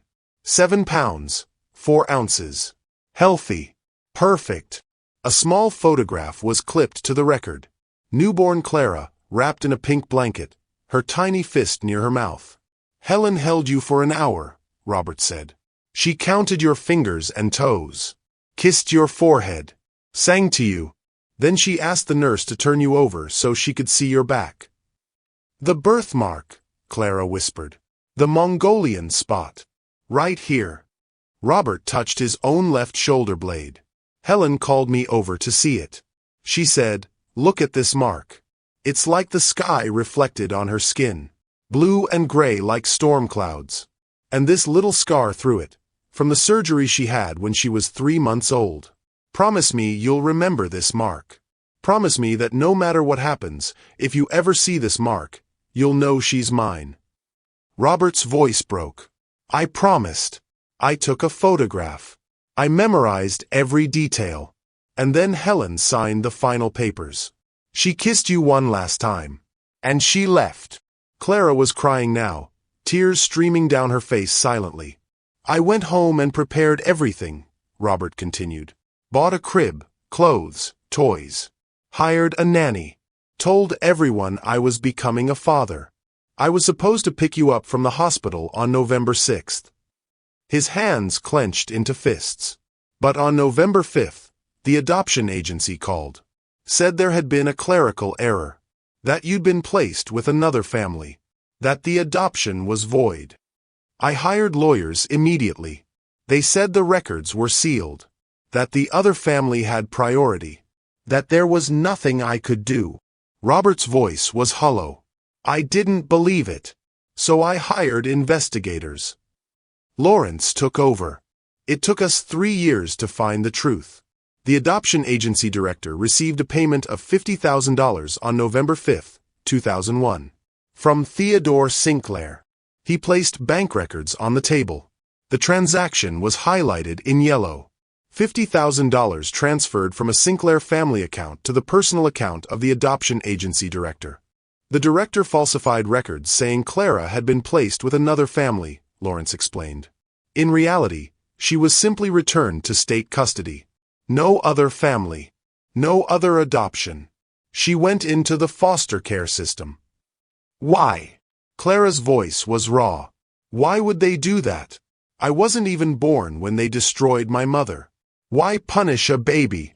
Robert's face was carved from stone. Because Patricia Sinclair is a predator who enjoys destroying people. Because she couldn't stand the idea that Helen's child might escape. Might have a good life. It wasn't enough to destroy Helen. She had to destroy Helen's daughter too. He pulled out one final document. A handwritten letter on Sinclair family stationery, dated November 4, 2001. "We found this in Theodore's office files during tonight's search," Lawrence said. "It's from Patricia to Theodore." Clara took the letter with shaking hands and read, "Theodore, handle the Bennett situation immediately. I will not have that woman's bastard child raised by Robert Davenport or anyone else who might give it delusions of adequacy. The child should end up exactly where it belongs, in the system with all the other unwanted trash. Pay whatever is necessary to make this happen. Make it clean. Make it permanent. I want to know that girl's baby will suffer the way she made me suffer by existing in my home. Patricia." The letter fell from Clara's hands. "She did this on purpose," Clara whispered. "She deliberately sabotaged my adoption because she wanted me to suffer." "Yes." Robert's voice was hard. "And she got away with it because she's wealthy. Because she's connected. Because people like the Sinclairs have never faced real consequences for their cruelty." Clara looked at the documents spread across the table. Her mother's destroyed face. The falsified adoption records. Patricia's handwritten orders to ruin a baby's life. "All these years," Clara said slowly, "I thought I wasn't wanted. I thought something was wrong with me. That's why no family kept me. Why I was always temporary." "There was nothing wrong with you," Robert said fiercely. "You were stolen. From me. From the life Helen wanted for you. By people who trade in cruelty." "Did my mother know about the adoption failing?" Robert shook his head. "I tried to find her to tell her what happened. But Helen had disappeared. Changed her name, according to one investigator. Moved away from Boston. I searched for years but couldn't track her down." "She went to Providence," Clara said quietly. "Changed her last name to Phillips. Worked under the table doing cleaning jobs. She was always afraid someone would recognize her. Would remember the story about the Sinclair maid who was a thief. She lived with that shame for 20 years, Robert said. Never knowing her daughter had been placed with a loving family. Never knowing I'd been searching for her. She thought she'd failed me." Clara's voice broke. "She died thinking she'd abandoned me to nothing. That she'd made the wrong choice." Robert moved to kneel in front of her chair. "She made the right choice. She loved you enough to try to give you a better life. It's not her fault that evil people interfered. Helen was strong and brave and loving. And you're alive because of the choice she made." Clara looked at her father through tears. "I wish she could have known that. That her sacrifice mattered. That I survived. That I found you. So do I." Robert took her hands gently. "But we can honor her now. We can make sure everyone knows the truth. That Helen Bennett was innocent. That she was destroyed by the Sinclair family's cruelty. That she loved her daughter enough to let her go." Lawrence cleared his throat. "There's one more thing. We found this in Helen's belongings when we tracked down her last address in Providence." He placed a small notebook on the table. The cover was worn, the pages yellowed. Clara picked it up with trembling hands. Inside, in her mother's handwriting, were letters. Dozens of them. All addressed to Clara. "My darling daughter. You're 3 months old today. I held you this morning and memorized your face. Tomorrow I sign the papers that will give you to a man named Robert Davenport. He seems kind. He promised to love you. I hope I'm making the right choice." Letter after letter. Written over 20 years. Helen had never stopped writing to the daughter she'd given up. The last letter was dated March 2022, 2 months before Helen died. "My dearest Clara, I'm dying. The doctor says maybe 6 months. I'm not afraid of death. I'm only afraid I'll never know if you're okay. If you're happy. If you forgive me for giving you away. I hope wherever you are, you're loved. I hope you have everything I couldn't give you. I hope you know that letting you go was the hardest thing I ever did, and I did it because I loved you more than life. If somehow, someday you read this, you were wanted. You were loved. And not a single day has passed that I haven't thought of you. Your mother, Helen." Clara clutched the notebook to her chest and sobbed. Deep, wrenching sounds that came from a place of grief she'd been carrying for years. Robert held her while she cried. This stranger who was her father. This man who'd kept his promise to her mother. This person who'd spent 20 years preparing to avenge them both. Outside the library windows, the sky was beginning to lighten. Dawn was coming to Boston. And with it, the final reckoning for the Sinclair family. The police had finally cleared most of the ballroom. The Sinclair family was being held at the station downtown. Detective Reeves promised to return later in the morning for follow-up interviews. The mansion was quiet except for the soft sounds of Lawrence and his team working in the study, cataloging evidence. Clara and Robert remained in the library. Neither of them could leave. Not yet. There was too much between them, 23 years of missing pieces that needed to fit together somehow. Robert had made coffee in the Sinclair kitchen. He handed Clara a mug and sat down beside her on the leather couch, maintaining a careful distance. Everything about his body language was tentative, asking permission with every gesture. Clara wrapped her hands around the warm mug and stared into the dark liquid. I don't know how to do this. Do what? This. Family. I've never had it before. She looked at him. Even in the foster homes, I was always temporary. Always waiting to be sent back. I learned not to get attached. Robert nodded slowly. I grew up in foster care too. 6 different homes between ages 5 and 17. I know what that's like. The feeling that you're always on borrowed time. Clara looked up in surprise. You were in the system? My mother died when I was 5. Drug overdose.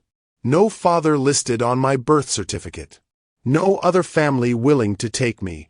Robert's voice was matter-of-fact, but Clara heard the old pain underneath. I bounced around until I aged out at 18. Spent 2 years homeless, working odd jobs, sleeping in my car when I could afford one. How did you become? Clara gestured around at the obvious wealth implied by everything he'd done tonight. Stubborn refusal to stay invisible. A small smile touched Robert's face. I worked 3 jobs, put myself through community college, then transferred to UMass Boston. Studied business and computer science. Got hired by a tech startup in 1995. When they went public in 1999, my stock options were suddenly worth $2 million. He set his coffee down. I took that money and started acquiring struggling companies. Turning them around. Selling them. By 2001, I had about 20 million and no one to share it with. So you decided to adopt. I wanted family. Wanted to build something that mattered beyond balance sheets. Robert's eyes were distant. I'd spent my whole life alone. I thought maybe I could give some kid the childhood I never had. The stability. The love. Clara felt something crack open in her chest. And then you lost me. And then I lost you, Robert repeated softly. For 23 years, I wondered. Were you okay? Were you happy? Did your adoptive family love you? I told myself you were fine. That somewhere out there, you were living the life Helen wanted for you. I wasn't fine, Clara said quietly. The first foster home I remember, I was 4. The mother used to lock me in a closet when I cried. Said I was too loud, too demanding. Robert's hands clenched on his knees. The second home was better. They were older, kind enough. But they were only doing it for the monthly check. When I turned 7 and the payment structure changed, they sent me back. Clara took a sip of coffee to steady herself. After that, I stopped hoping someone would keep me. How many homes total? 6. Plus 2 group homes between placements. Clara's voice was flat, reciting facts she'd learned not to feel. Some were okay. Some were terrible. I learned to be small, quiet, invisible. Just like I was tonight, serving champagne to people who looked right through me. Robert was quiet for a long moment. I'm sorry. God, Clara, I'm so sorry. If I'd known, if I'd fought harder, if I'd... Stop. Clara turned to face him. You didn't know. The system was designed to hide me from you. Patricia made sure of that. But I should have pushed harder. I had money, resources, connections. And you were up against people with more money, older connections, and no conscience. Clara's voice was firm.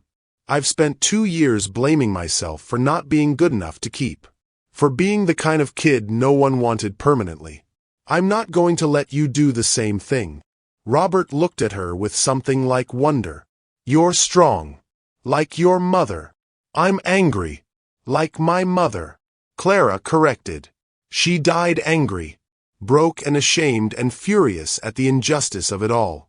And I inherited that anger. I've been feeding it for 2 years, using it to fuel this plan. Anger can be useful. It kept me going too. Robert leaned back against the couch. After I lost you, after I realized what the Sinclairs had done, I channeled everything into destroying them. 20 years of careful, methodical revenge. That's a long time to hold on to rage. It's a long time to hold on to anything. Robert turned his head to look at her. But I told myself it was justice. That I was protecting other people from them. That it wasn't just personal. Was it? Clara asked. Just personal? Robert considered this. At first, yes. I wanted them to hurt the way Helen hurt. The way I imagined you were hurting, wherever you were. But then my investigators started finding the pattern. Dozens of workers destroyed. Decades of abuse. And I realized this was bigger than my pain. He pulled out his phone and scrolled through files. I started documenting everything. Every worker they fired unjustly. Every wage they stole. Every person they humiliated. I told myself that when the time came, I'd make sure they all got justice. Clara took the phone and looked through the files. Names. Dates. Stories. You've been tracking them for 2 decades. I have. And while I tracked them, I acquired them. Piece by piece. Every mortgage, every stock share, every property deed. I built a cage around them so slowly they never noticed the bars. That's not just anger, Clara said softly. That's devotion. To my mother's memory. To me, even though you didn't know where I was. To every person they hurt. Robert's eyes glistened. I kept your mother's photograph in my pocket every single day for 23 years. I'd look at it and promise Helen I'd find our daughter. That I'd make sure the people who destroyed her faced consequences. It was the only way I knew how to honor her. Clara reached into her own pocket and pulled out the small photograph she always carried. Helen, smiling in her yellow dress, before everything fell apart. I carry this one, she said, placing it beside Robert's hospital photo on the coffee table. I touch it every morning. Talk to her sometimes, even though she's gone. Tell her what I'm doing. Ask if she'd be proud. Robert looked at both photographs, mother and daughter connected across time. She'd be so proud of you, of who you've become despite everything. Would she? Clara's voice cracked. I came here planning to destroy a family. I documented their crimes, yes. But I also wanted them to suffer. Wanted to see Patricia's face when everything fell apart. That's not noble. That's vindictive. That's human, Robert said firmly. They destroyed your mother. They sabotaged your adoption. They condemned you to foster care. You have every right to want them to face consequences. But tonight, when Patricia was stripping me, when everyone was watching and laughing, I felt exactly how my mother must have felt. That helpless rage. That humiliation. And for a second, I wondered if this was worth it. Clara looked at him. If revenge was worth reliving her trauma. Robert was quiet, processing this. What changed your mind? You. Clara's voice was barely a whisper. You stepped in. You stopped it. You claimed me as your daughter in front of everyone, even though you had no proof yet. You wrapped your jacket around me and you looked at Patricia like you could destroy her with your bare hands. She wiped her eyes. No one has ever protected me like that. No one has ever chosen me over their own comfort, their own safety, their own reputation. And I realized this wasn't just about revenge anymore. It was about family. Robert's face crumpled. I've wanted to protect you for 23 years. Wanted to be your father. And tonight, finally, I got the chance. Even if it was in the worst possible circumstances. They sat in silence for a moment, both processing the magnitude of what had happened. I don't know how to be someone's daughter, Clara admitted. I don't know what that looks like. I don't know how to be someone's father, Robert said. But maybe we figure it out together. Make our own definition. Clara thought about this. I like coffee in the morning. Really strong coffee. And I'm not a morning person, so I'm terrible to talk to before 9 a.m. A small smile touched Robert's face. I run every morning at 5 a.m. 6 miles along the Charles River. It drives my assistant crazy because I won't schedule early meetings. I hate running. I hate cooking. I love cooking. Learned it from one of my foster mothers. She was Italian. Taught me to make pasta from scratch. Robert's smile widened. I haven't had a home-cooked meal in years. I eat takeout at my desk most nights. That's terrible for you. I know. They looked at each other and something shifted. Something small but significant. This was connection. This was the beginning of knowing each other. What else? Clara asked. What else should I know about you?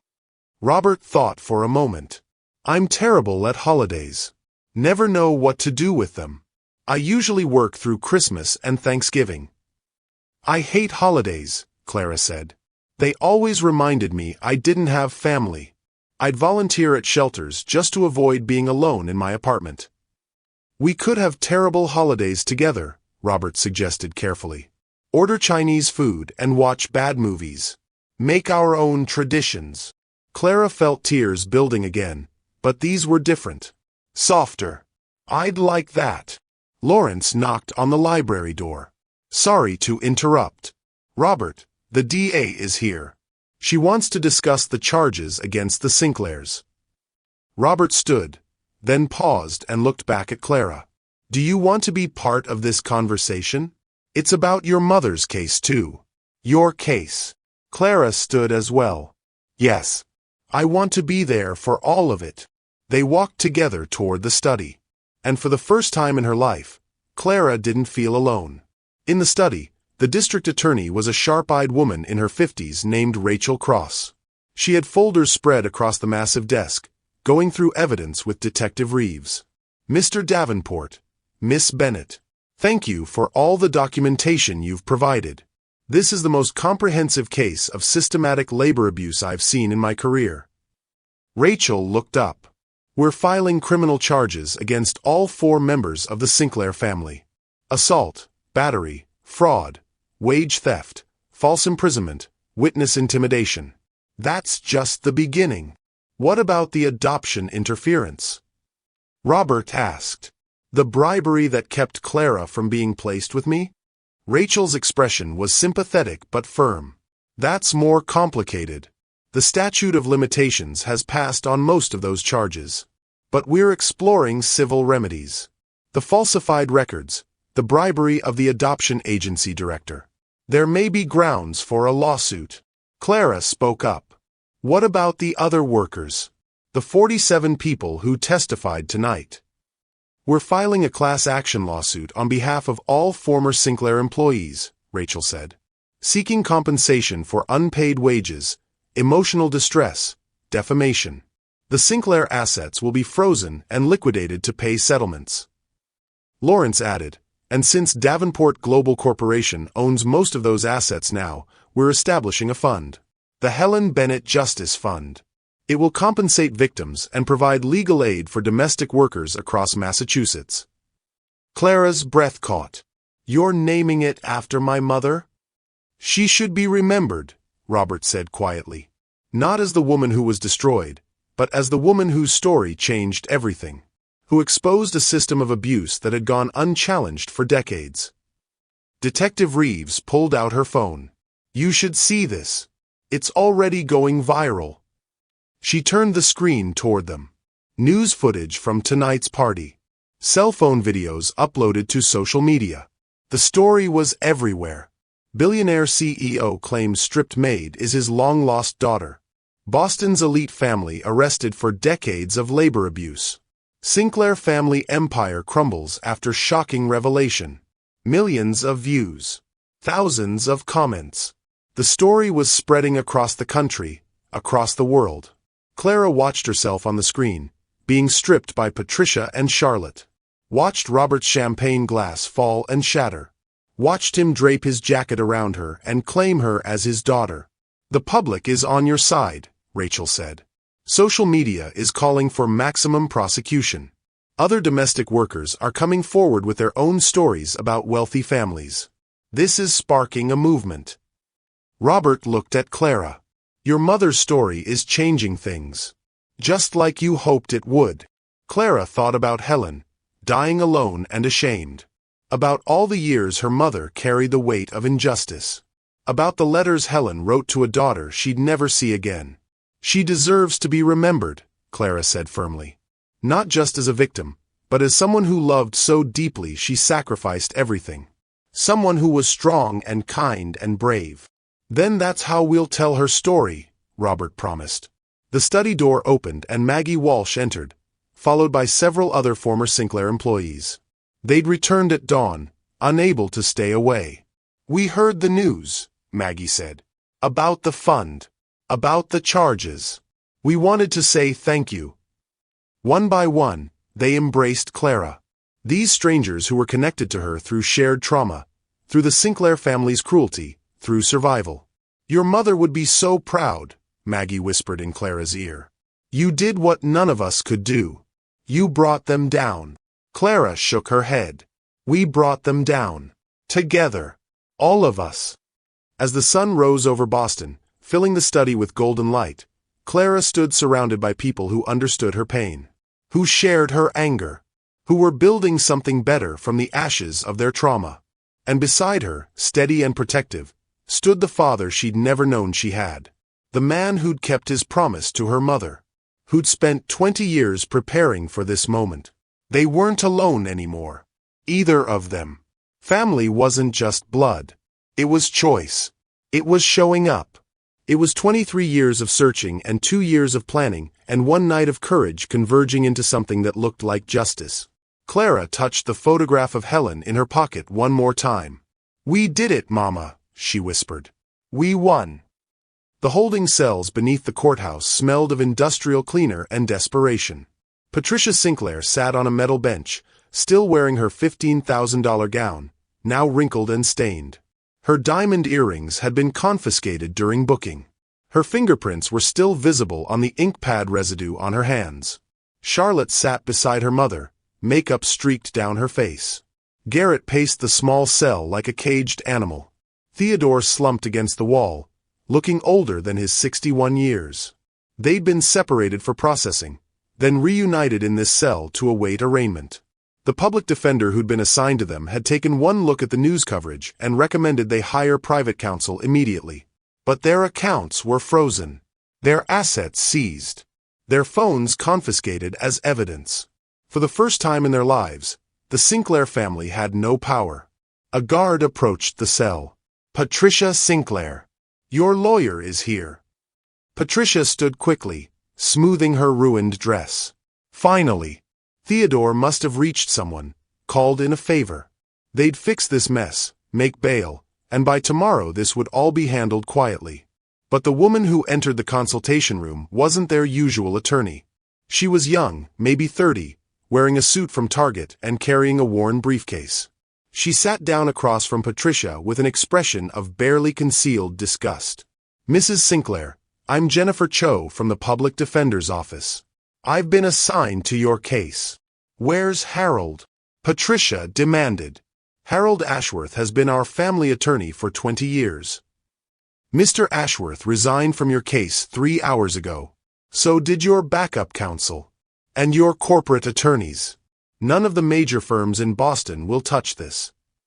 Patricia's face went pale. That's ridiculous. We haven't been convicted of anything. You've been charged with assault, battery, false imprisonment, fraud, and about 40 other counts. The video of you stripping that young woman has been viewed 50 million times.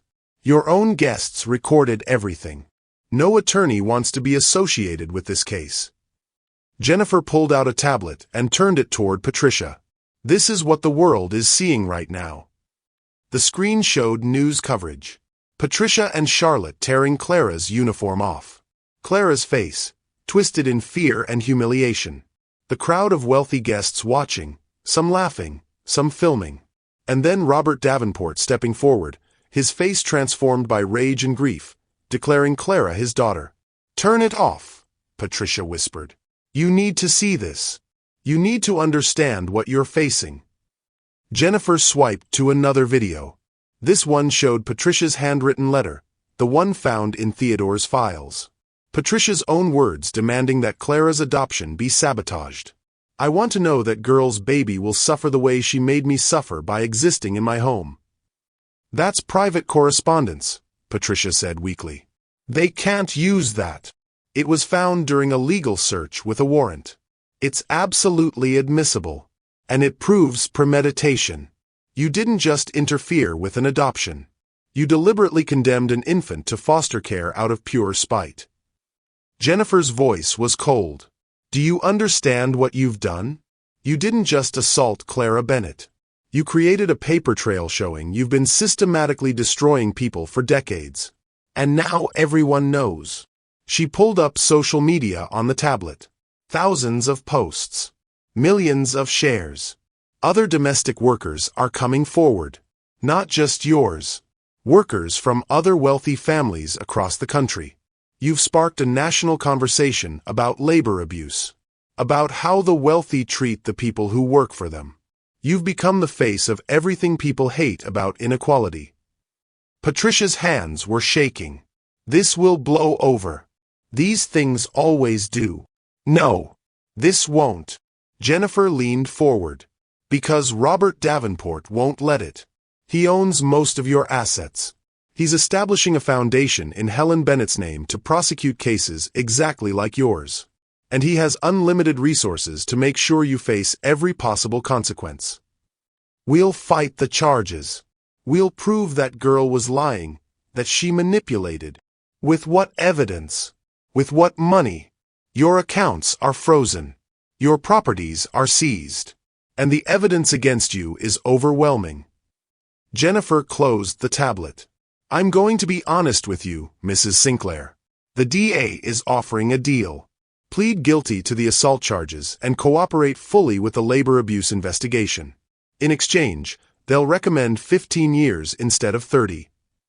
The number hit Patricia like a physical blow. 15 years? I'd be 73 when I got out. If you go to trial and lose, which you will, you're looking at 30 to 40 years. You'll die in prison." Jennifer's expression was impassive.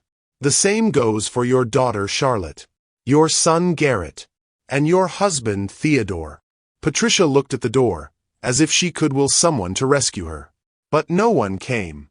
"I want to see my family," she said finally. "You have 5 minutes." Jennifer left. A guard brought Charlotte, Garrett, and Theodore into the consultation room.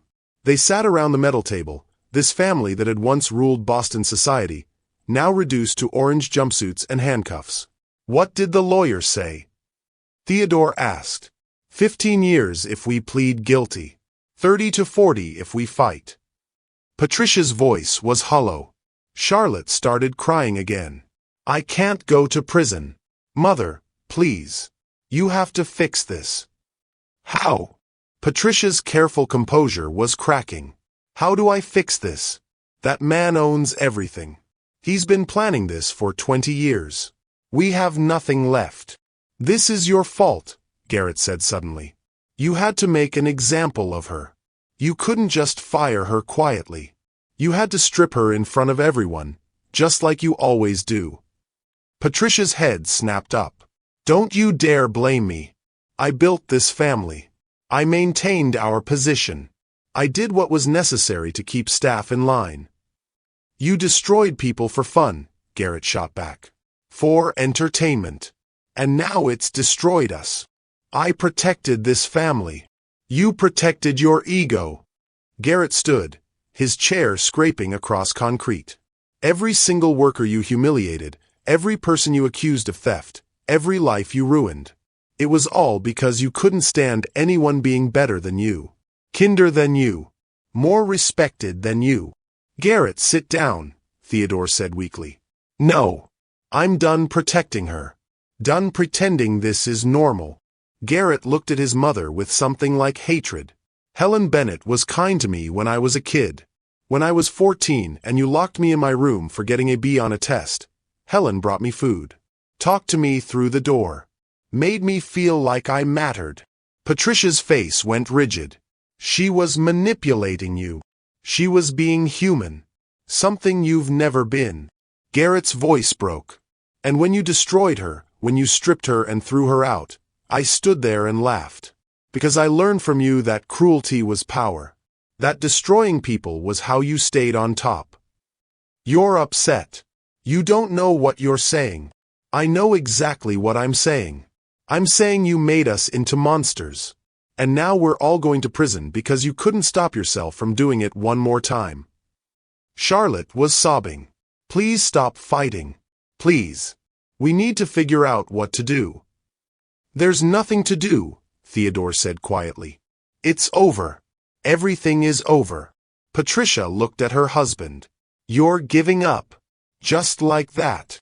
What choice do we have? Theodore's voice was dead. Robert Davenport has been planning this for 2 decades. He owns everything. Has documentation of everything. And we gave him the perfect moment tonight. We gave him exactly what he needed to destroy us. Because of that girl, Patricia said bitterly. Because of Helen Bennett's daughter. Because of what you did to her, Theodore corrected. What we all did. What we've been doing for 30 years. The door opened. The guard announced time was up.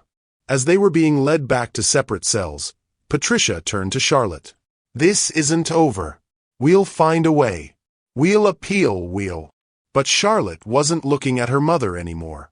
She was looking at the floor, at her handcuffed wrists, at the reality of what their lives had become. Back in her cell alone, Patricia sat on the metal bench and felt the weight of consequence for the first time in her life. She thought about Clara Bennett standing in that ballroom, wrapped in Robert Davenport's jacket, surrounded by former workers who'd all testified against the Sinclair family. Thought about the video playing on every screen in America. Thought about her own handwritten words demanding that a baby be condemned to foster care.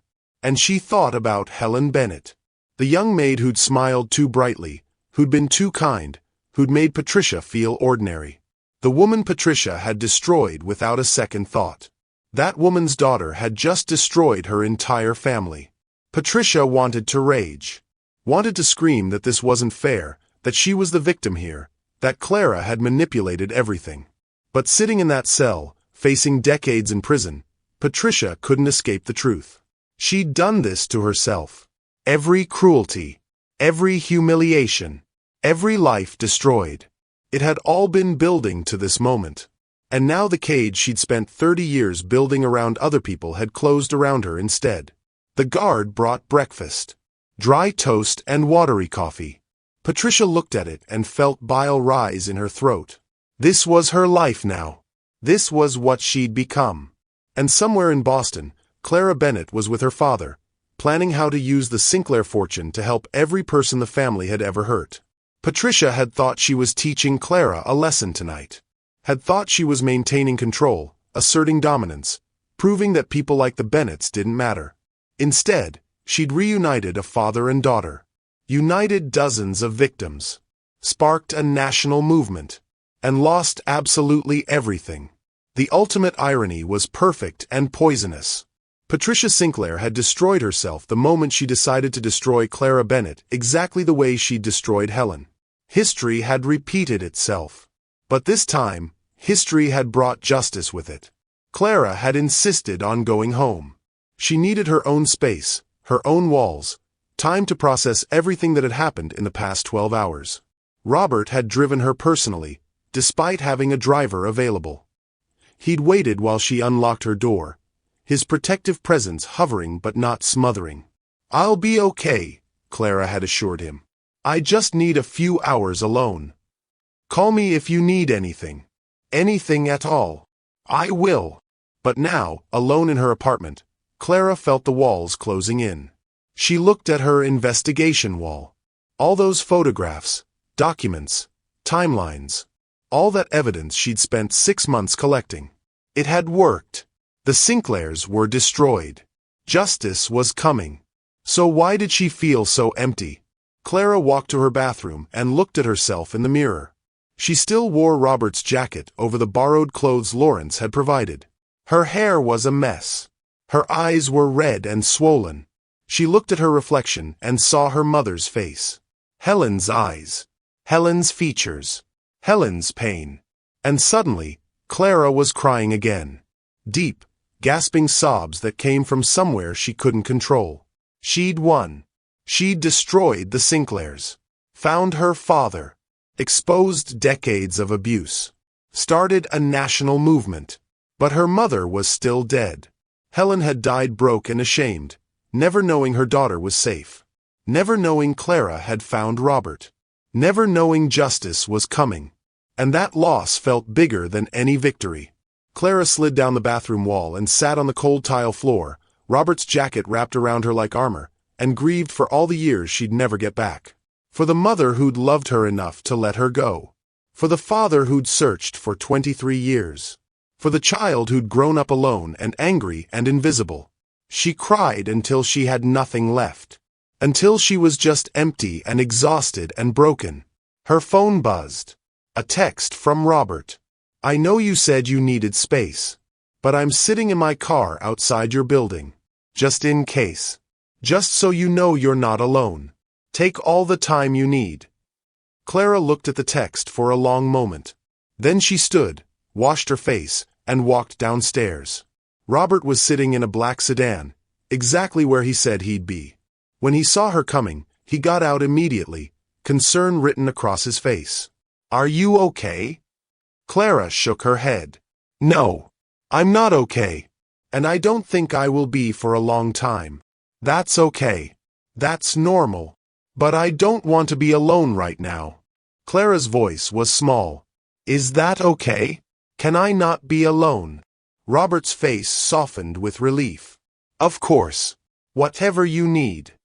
They got into the car and just sat there for a moment, neither knowing what to do next. I don't know how to feel, Clara admitted. I won. We won. But it doesn't feel like winning. It just feels like loss. Victory doesn't erase trauma, Robert said gently. It just gives trauma a place to end. Clara looked at him. Is that what this is? An ending? For some things, yes. For the Sinclairs. For the investigation. For the years of wondering and searching. Robert paused. But for us. This is a beginning. Clara wanted to believe that. Wanted to feel hopeful about building something with this father she'd just found. But right now, all she felt was tired. Tired of fighting. Tired of being strong. Tired of carrying rage and grief and loneliness. Can we just drive? She asked. I don't care where. I just need to move. Robert started the car. Okay. We'll drive. And as they pulled away from her apartment building, heading nowhere in particular, Clara closed her eyes and tried to imagine a future where she wasn't defined by her mother's tragedy. Where she was just Clara. Someone's daughter. Someone who mattered. Someone who was finally home. Robert had driven along the river for 40 minutes, neither of them speaking. The morning sun turned the water gold. Joggers passed by on the paths. Boston was waking up to a normal Tuesday, unaware that for two people in this car, nothing would ever be normal again. Clara finally spoke. Can you stop here? Robert pulled into a parking space near the hatch shell. Clara got out and walked to the railing overlooking the water. She stood there, Robert's jacket still wrapped around her, and stared at the current. Robert joined her but kept a respectful distance. Do you want to talk about it? I keep thinking about what Patricia said. Clara's voice was flat. About my mother. About Helen sleeping with Theodore. About me being born from something shameful. That was a lie. You know that. Do I? Clara turned to face him. I never knew who my father was. My biological father. Mama never told me anything about him. What if Patricia was telling the truth? What if there's something ugly at the start of my story that I don't know about? Robert's expression was pained. Clara, Patricia is a predator. She says whatever will hurt most. That's what she does. But what if she's right? Clara's voice rose. What if my entire mission, my entire belief about Mama being innocent, what if it's all built on lies? What if I'm the daughter of something terrible and that's why Mama gave me up? Your mother gave you up because she loved you, because she had nothing left after what they did to her. Not because of anything shameful. You don't know that. You knew her for a few weeks. I knew her my whole life, and even I don't know the full truth. Clara's hands gripped the railing. Maybe I've been chasing justice for a woman who wasn't who I thought she was. Robert was quiet for a long moment. Then he said carefully, "Do you need time alone? To think through this?" Clara nodded, not looking at him. "Yes. I'm sorry. I just need to think. Don't apologize. Take all the time you need." Robert pulled out his phone. "I'll be at my office. Call me when you're ready. Or don't. Whatever you need." He walked back to his car, respecting her request even though everything in him wanted to stay. Wanted to fix this. Wanted to prove Patricia wrong. But Clara needed to make her own choices now. Robert drove away, and Clara was alone again. She walked along the river path, past the sailboats docked for winter, past the university rowing teams practicing their strokes. The October air was crisp and clean, carrying the smell of fallen leaves and water. Clara found a bench near the Longfellow Bridge and sat down. She pulled out her phone and looked at the photograph of Helen she always carried. "Mama," she whispered, "I don't know what's real anymore." Her phone had dozens of notifications. News alerts. Messages from reporters wanting interviews. Social media mentions in the millions. The story was everywhere. But one notification stood out. An email from an address she didn't recognize. The subject line read, "About Helen Bennett." Clara's finger hovered over it for a long moment before she opened it. "Dear Miss Bennett, my name is Father Thomas Riley. I'm a priest at St. Augustine's Church in Providence, Rhode Island. I saw the news about what happened last night, and I recognized your mother's name. Helen came to our church regularly for the last 15 years of her life. She volunteered in our food pantry, helped with our after-school program, and attended Mass every Sunday. She talked about you often, about the daughter she'd given up for adoption, hoping you'd have a better life. She never stopped loving you, never stopped praying for you. I have something that belongs to you. Helen left a box with me before she died. She made me promise that if I ever found you, I would make sure you received it. Please call me when you're ready. Helen would want you to have this. God bless you. Father Riley." The email included a phone number. Clara stared at the message for a long time. Then she stood and started walking. Robert sat at his desk but couldn't focus on anything. His phone was face up, waiting for Clara to call, waiting for some sign she was okay. Lawrence knocked and entered without waiting for permission. "You need to see something." "Not now, Lawrence. Now." Lawrence placed an evidence box on the desk. "Detective Reeves just delivered this. It's from the original Helen Bennett investigation in 2001. They pulled everything from archives." Robert looked up. "What's in it?" "Proof. Absolute, undeniable proof that Helen was innocent. That the Sinclairs planned her destruction weeks in advance." Lawrence opened the box and pulled out documents. Police reports. Witness statements. Most importantly, an internal memo from the Sinclair family lawyer dated 2 weeks before Helen was accused of theft. Robert read it, his hands shaking. The memo laid out a strategy for removing a problematic employee and ensuring no legal liability while sending a clear message to remaining staff. It discussed planting evidence, coordinating the accusation during a public event, and managing the police response. They'd planned Helen's destruction like a military operation. "There's more." Lawrence pulled out a second document. Hospital records from when Helen was pregnant. She listed the father as unknown on Clara's birth certificate, but there's a medical intake form where she told the social worker the truth. He showed Robert the form. In Helen's handwriting, baby's father is Marcus Webb, college boyfriend. Relationship ended before I knew I was pregnant. He has no knowledge of pregnancy and I don't wish him to be contacted. This is my choice alone. She wasn't sleeping with Theodore Sinclair, Robert said, relief flooding through him. Patricia made that up. Completely fabricated. Helen got pregnant by a boyfriend who didn't know. She made the choice to handle it alone rather than complicate his life. Lawrence pulled out more papers. And there's this. A letter Helen wrote to the adoption agency 2 days before she gave birth. Robert took the letter with trembling hands. To whom it may concern, I am writing this to explain my decision to place my daughter for adoption. I want it on record that this choice comes from love, not shame. I was accused of a crime I didn't commit. I was humiliated publicly by people with power and money. They destroyed my reputation so thoroughly that I cannot find work, cannot provide for myself, cannot give my daughter the life she deserves. I am not ashamed of my daughter. I am not ashamed of her father. I am ashamed of a world where wealthy people can destroy lives without consequence. Mr. Robert Davenport has agreed to adopt my baby. He seems kind. He comes from struggle like me. He promises to love her and give her opportunities one cannot provide. If my daughter ever reads this, I loved you from the moment I knew you existed. I loved you through every kick and movement.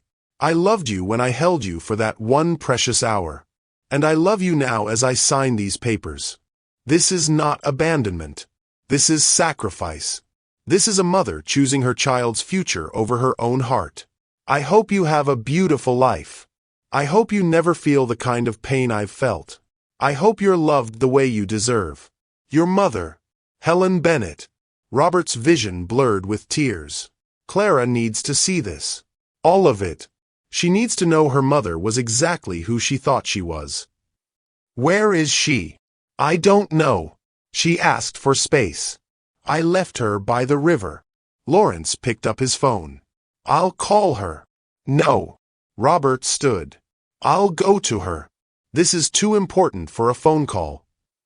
He gathered the documents carefully, placed them back in the evidence box, and headed for the door. Robert, Lawrence called after him. What if she doesn't want to see you? Then I'll wait until she does. But I'm not letting Patricia Sinclair's lies poison the one pure thing in this entire situation. Helen loved her daughter. Clara deserves to know that with absolute certainty. Clara had walked from the river to the common. She sat on a bench near Frog Pond, watching ducks glide across the water. Her phone showed the email from Father Riley, still unanswered. She didn't know what to believe anymore. Didn't know if her memories of Helen were real or romanticized. Didn't know if she'd spent 2 years fighting for a fantasy. A text message appeared on her screen. From Robert. I have something you need to see. It's about your mother. It's important. I'm at your apartment building. No pressure. But please. This can't wait. Clara stared at the message. She could ignore it. Could stay here on this bench and avoid everything. Could protect herself from more pain by refusing to engage. Or she could trust. Could choose vulnerability over self-protection. Could believe that maybe, just maybe, there was truth worth fighting for. Her finger hovered over the screen. This was the choice. Right here. Right now. Trust or isolation. Family or safety. Moving forward or staying frozen. Clara thought about Helen writing those letters for 20 years. Thought about Robert carrying her photograph for 23 years. Thought about how both of them had kept faith when Clara herself had been lost. She typed back, I'm at Boston Common. Frog Pond. Can you come here? The response was immediate. I'm on my way. Clara sat on that bench and waited. The morning was getting warmer. The city moved around her with its usual rhythm. And somewhere in that city, her father was coming to her with answers. She pulled out her phone again and called the number Father Riley had provided. He answered on the second ring. Father Riley speaking. This is Clara Bennett, Helen's daughter. There was a pause. Then warmth flooded the priest's voice. Clara. Oh, my dear. I've been praying I'd hear from you. Your mother would be so happy to know you're safe. You knew her. Really knew her. For 15 years. She was one of the kindest souls I've ever known. Carried such sadness, but she never let it make her bitter. She helped everyone who walked through our doors, asked for nothing in return. Clara's throat tightened. She never told me about you. About the church. She kept many things private. But she talked about you constantly. Wondered where you were. What kind of person you'd become. Whether you'd forgiven her for giving you up. I never blamed her. She blamed herself. Every day. Father Riley's voice was gentle. The box she left contains letters. Photographs. Memories she saved for you. She made me promise that if I ever found you, I'd make sure you knew she loved you. That she never stopped loving you. Clara was crying now. Can I come see you? Get the box. Whenever you're ready. I'll be here. They made arrangements to meet later that week. Clara ended the call and sat there, tears streaming down her face, as pieces of Helen's life revealed themselves. Her mother had been loved, had been part of a community, had helped people even while she was broken. Patricia's lies were just that. Lies. Clara! She looked up. Robert stood 10 feet away, holding an evidence box, his expression cautious and hopeful. Is that it? Clara asked. The thing I need to see? Yes. Robert moved closer. It's proof. Everything you need to know about what really happened to your mother. Everything that proves she was exactly who you believed she was. Clara wiped her eyes. I want to see it. Robert sat beside her on the bench and opened the box. He pulled out the documents one by one. The memo proving the Sinclairs planned Helen's destruction.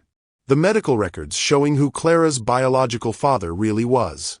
And finally, Helen's letter explaining her choice. Clara read the letter 3 times. By the 3rd reading, she was sobbing. She wasn't ashamed of me, Clara whispered. She was ashamed of them. Of what they did to her. She loved you completely, Robert said, his own voice thick with emotion. Everything she did was to give you a better life. And Patricia knew that. That's why she lied. To poison that love. To take away the one thing she couldn't destroy the first time. Clara looked at him through tears. How do I trust this? How do I trust anything after Patricia got into my head like that? Because I'm here. Because the evidence is here. Because your mother's words are here in her own handwriting.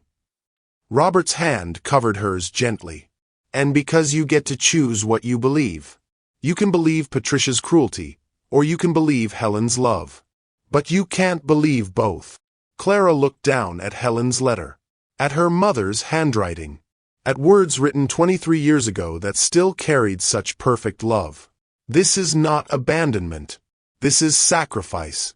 This is a mother choosing her child's future over her own heart. I choose love, Clara said finally. I choose to believe my mother loved me. That she was good and kind and innocent. That she deserved better than what they gave her. And I choose to be your father, Robert said. Not because of biology or adoption papers. But because you're Helen's daughter. And I made her a promise 23 years ago that I intend to keep. Clara turned to look at him. This man who'd searched for her for decades. Who'd kept his promise to a woman who died never knowing he'd succeeded. I don't know how to do this, she admitted. How to be someone's daughter after being alone for so long. I don't know how to be someone's father after being alone for so long. Robert's smile was tentative but real. But maybe we learn together. One day at a time. Clara thought about Father Riley's box waiting in Providence. About Helen's letters written over 20 years. About Robert's photograph carried for 23 years. About all these pieces of love that had been scattered and were finally coming together. One day at a time, she repeated. Starting now. She leaned against Robert's shoulder, the same gesture she'd made on the terrace last night. But this time it felt different. Less desperate. More like choosing to stay instead of being too broken to leave. Robert's arm came around her shoulders, protective and gentle. They sat like that on the bench overlooking Frog Pond while Boston moved around them. Father and daughter. Found after 23 years. Choosing each other despite the pain. Despite the fear. Despite everything. Above them, clouds parted and sunlight broke through. And for the first time since Helen died, Clara felt something that might have been hope. The hardest choice is trusting again after betrayal. But sometimes trust is the only way forward.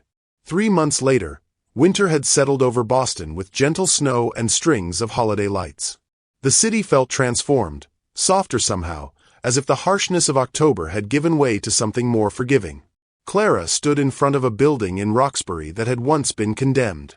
Now it gleamed with fresh paint and new windows. The sign above the entrance read, "The Helen Bennett Center for Worker Justice." Today was the opening ceremony.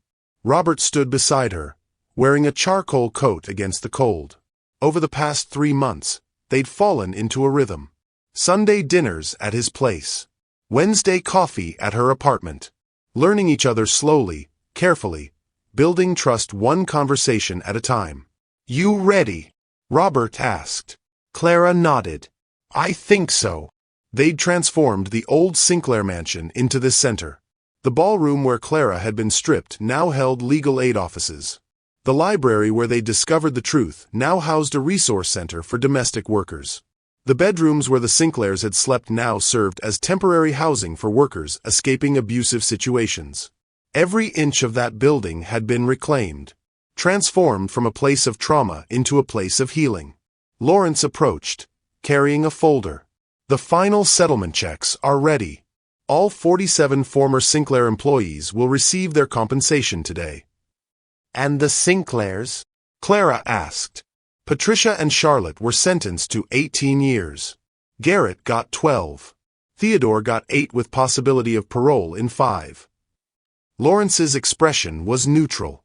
They'll be transferred to different facilities after the holidays.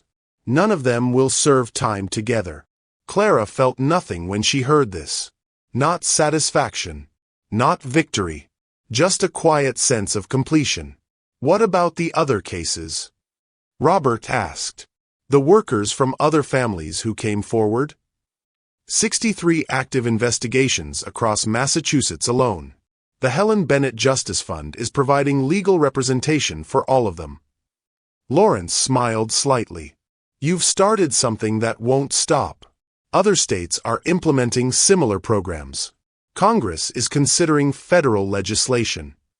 Clara looked at the building, this monument to her mother's memory. Mama never wanted revenge. She just wanted to be seen. To matter. She mattered, Robert said firmly. She changed everything. The crowd was gathering now. Former Sinclair employees arriving in small groups. Maggie Walsh came up the steps, wearing a bright purple coat, her gray hair styled beautifully. She embraced Clara warmly. "Look at this," Maggie whispered. "Look at what your mama's story built." More people arrived. Kelly, the young woman who'd been arrested at 19. Frank, the elderly man who'd lost his apartment. Worker after worker, each carrying their own story of survival. And then others began to appear. Domestic workers from across the city. Housekeepers and nannies and cooks and gardeners. People Clara had never met, but who'd heard about the center. Who needed help. Who needed hope. At 10 a.m., Clara and Robert stepped to the podium that had been set up outside the center's entrance. Clara looked at the crowd. Hundreds of faces. Media cameras. City officials. And in the front row, Father Riley from Providence, holding a wooden box. Clara's box. Helen's letters. The connection to a mother she'd never stopped loving. She took a breath and began to speak. "My mother's name was Helen Bennett. She was 25 years old when she was accused of a crime she didn't commit. She was stripped and humiliated in front of wealthy guests who saw her as less than human. She was arrested, blacklisted, and destroyed." Clara's voice was steady. "She died 2 years ago, broken alone, carrying shame that was never hers to carry. She never knew that justice was coming. Never knew her daughter was safe. Never knew her story would change the world. She paused, looking at the building behind her. This center exists because my mother refused to let cruelty make her cruel. Because she loved me enough to sacrifice everything. Because she believed, even in her darkest moments, that people deserved dignity. Robert stepped forward. 23 years ago, I adopted Helen's daughter. For reasons I'll explain in a moment, that adoption was sabotaged. I spent decades searching for that daughter. And 3 months ago, I found her in the worst possible circumstances, being destroyed by the same family that destroyed her mother. He looked at Clara with such open love that several people in the crowd wiped their eyes. But finding her wasn't just about reunion. It was about completing a promise I made to Helen.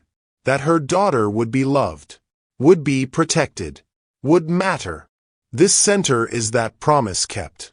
Not just for Clara, but for every worker who's been treated as less than human. Every person who's been stripped of dignity by people who believe wealth makes them superior. Detective Catherine Reeves stepped up next. She'd been working with the center since its inception, training staff on how to document abuse and work with law enforcement. The Sinclair case revealed a pattern of abuse that had gone unchallenged for 30 years, she said. Since then, we've opened investigations into 17 other wealthy families in Boston alone. The Helen Bennett Justice Fund is providing legal aid, housing assistance, and advocacy for workers across Massachusetts. She looked directly at the cameras. If you're a domestic worker experiencing abuse, if you've been accused of theft you didn't commit, if you're being underpaid or mistreated, this center is for you. We believe you. We'll fight for you. And we won't stop until the system changes. The crowd applauded. Clara saw tears on many faces. Recognition. Relief. Hope. After the speeches, they cut the ribbon. The doors opened and people flooded inside. Clara gave tours, explaining how each room served a different purpose. Legal aid. Housing assistance. Job placement. Counseling services. Everything a worker might need to escape abuse and rebuild their life. In what used to be Patricia's bedroom, now an office for victim advocates, Clara found Maggie standing by the window. I used to clean this room, Maggie said quietly.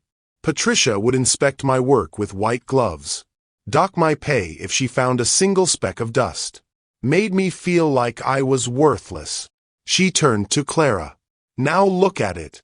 Now it's a place that helps people like me. Like your mama. That's not just justice. That's transformation. Clara hugged her. Thank you for coming forward. For testifying. You helped make this happen. We all did. Together. Maggie smiled. Your mama would be so proud. Later, as the crowd thinned and the winter sun began to set, Clara and Robert found themselves alone in what used to be the library. The same room where they'd first sat together 3 months ago, processing impossible truths. I have something for you, Robert said. He pulled out a small wrapped box. I wanted to wait until today. Until all this was real. Clara opened it carefully.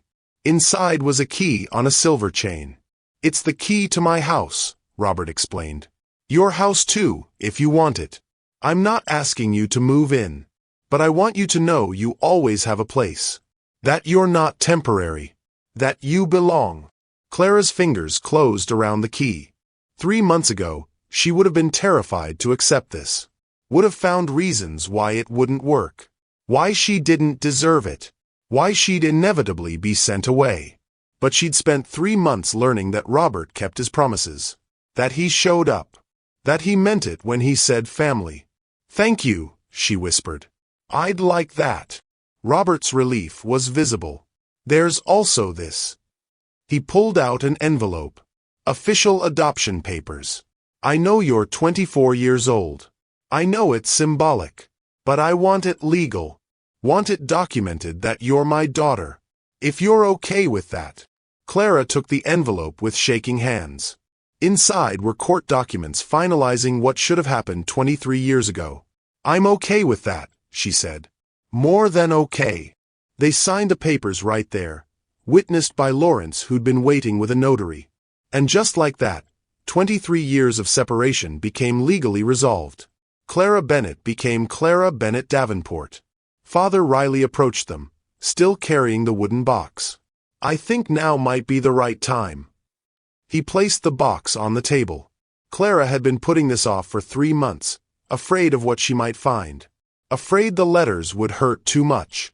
But today, in this building transformed from cruelty to kindness, surrounded by people her mother's story had helped, Clara was ready. She opened the box. Inside were letters. Dozens of them. All addressed to Clara, written over 20 years. She'd already seen copies, but these were the originals. Helen's actual handwriting. The paper she'd touched. Beneath the letters were photographs. Helen smiling. Helen volunteering at the church. Helen looking older, tired, but still trying. Still living despite everything. And at the very bottom, wrapped in tissue paper, was a small yellow dress. The same one Helen wore in the photograph Clara had carried for 2 years. Clara lifted it carefully. The fabric was soft, faded from time. On the tag, in Helen's handwriting, was written, "For my daughter when she comes home." The dress would never fit Clara now. She was too tall, too grown. But Helen had kept it anyway. Had saved it with hope that somehow, someday, her daughter would return. Clara held the dress to her chest and cried. Not the desperate, broken sobs of 3 months ago, but gentler tears. Grief mixed with love. Loss mixed with gratitude. "She never stopped hoping," Father Riley said softly. "Even at the end, she'd talk about you. Wonder if you were happy. If you were safe. If you knew you were loved." Robert's arm came around Clara's shoulders. "She knows now. Wherever she is, she knows." Clara nodded, unable to speak. They stood like that for a long moment, the 3 of them, in the transformed library of the mansion that had tried to destroy them all. Outside, the December sun was setting, painting Boston in shades of gold and rose. The city lights were coming on, Christmas decorations glowing warm against the cold. Clara looked at the key in her hand, at the adoption papers on the table, at her mother's dress still clutched to her chest, at Robert standing beside her, solid and present and real. "What happens now?" she asked finally. Robert smiled. "Now we live. We honor your mother by living the life she wanted for you. We help people through this center. We build family. We move forward. Together." "Together," Robert confirmed. "Always together." Clara folded the yellow dress carefully and placed it back in the box. She'd take it home. Put it somewhere she could see it. A reminder that her mother's love had survived everything. Had outlasted cruelty and injustice and even death itself. That love had brought Clara here. To this moment. To this family. To this purpose. They locked up the center as night fell. The sign glowed in the darkness. The Helen Bennett Center for Worker Justice. A monument to a woman who'd been destroyed, but whose love had proven indestructible. Clara and Robert walked to his car together. Father and daughter. Family by choice and by law and by love. Hungry? Robert asked as they drove through Boston streets. Starving. There's this Italian place in the North End. They make fresh pasta. Reminds me you said you learned to cook Italian food. Clara smiled. I can make better pasta than any restaurant. Is that a challenge? That's a promise. Come to my place. I'll cook. We'll make it a tradition. Sunday dinners and Wednesday pasta nights, Robert said. I like it. They drove through the city that had witnessed their reunion. Past the Sinclair mansion, now transformed. Past Boston Common, where Clara had made her choice. Past the Charles River, where morning sun had broken through clouds 3 months ago. The city looked different now. Not because it had changed, but because Clara had. She wasn't that broken girl sitting in a Dorchester apartment, surrounded by files and rage. She wasn't that invisible maid, documenting cruelty while swallowing her own pain. She was Clara Bennett Davenport, daughter of Helen and Robert, director of the Helen Bennett Center for Worker Justice. Someone who mattered. Someone who belonged. Someone who'd turned her mother's tragedy into a movement. Someone who'd found family in the ruins of revenge. Someone who'd learned that justice isn't about destruction. It's about transformation. About taking pain and building something better. About making sure no one else has to suffer the same way. As they pulled up to Clara's apartment, Robert turned to her. "Thank you." "For what?" "For giving me a chance. For letting me be your father. For keeping Helen's memory alive." His voice was thick with emotion. "You didn't have to forgive me for losing you 23 years ago. But you did. And that's a gift I'll never take for granted." Clara reached over and took his hand. "You never lost me. You searched for me every day for 23 years. That's not losing someone. That's loving them even when you can't find them." They walked upstairs together. Clara unlocked her apartment, the same small space she'd lived in alone for so long. But it felt different now. Less like isolation and more like home. She pulled out pasta ingredients and started cooking while Robert sat at her small table, telling her about a case the Justice Fund was taking on in Springfield. They ate together, laughed together, planned the future together. And somewhere, in whatever place souls rest after death, Helen Bennett smiled. Her daughter was safe. Her daughter was loved. Her daughter was home. The sacrifice had been worth it. The love had survived. Justice had come at last. Helen's sacrifice led to Clara's strength. Clara's courage led to systemic change. And together, they proved that one person's story can transform the world. If this story moved you, share it with someone who needs to know that their pain has purpose. That their struggle matters. That love always survives. Thank you for staying with me until the very end of this incredible journey. Drop a comment telling us, what would you sacrifice for the people you love? Hit subscribe to hear more stories like this, and click on that video showing on your screen right now to dive into another amazing story that will absolutely blow your mind. Trust me, you won't regret it.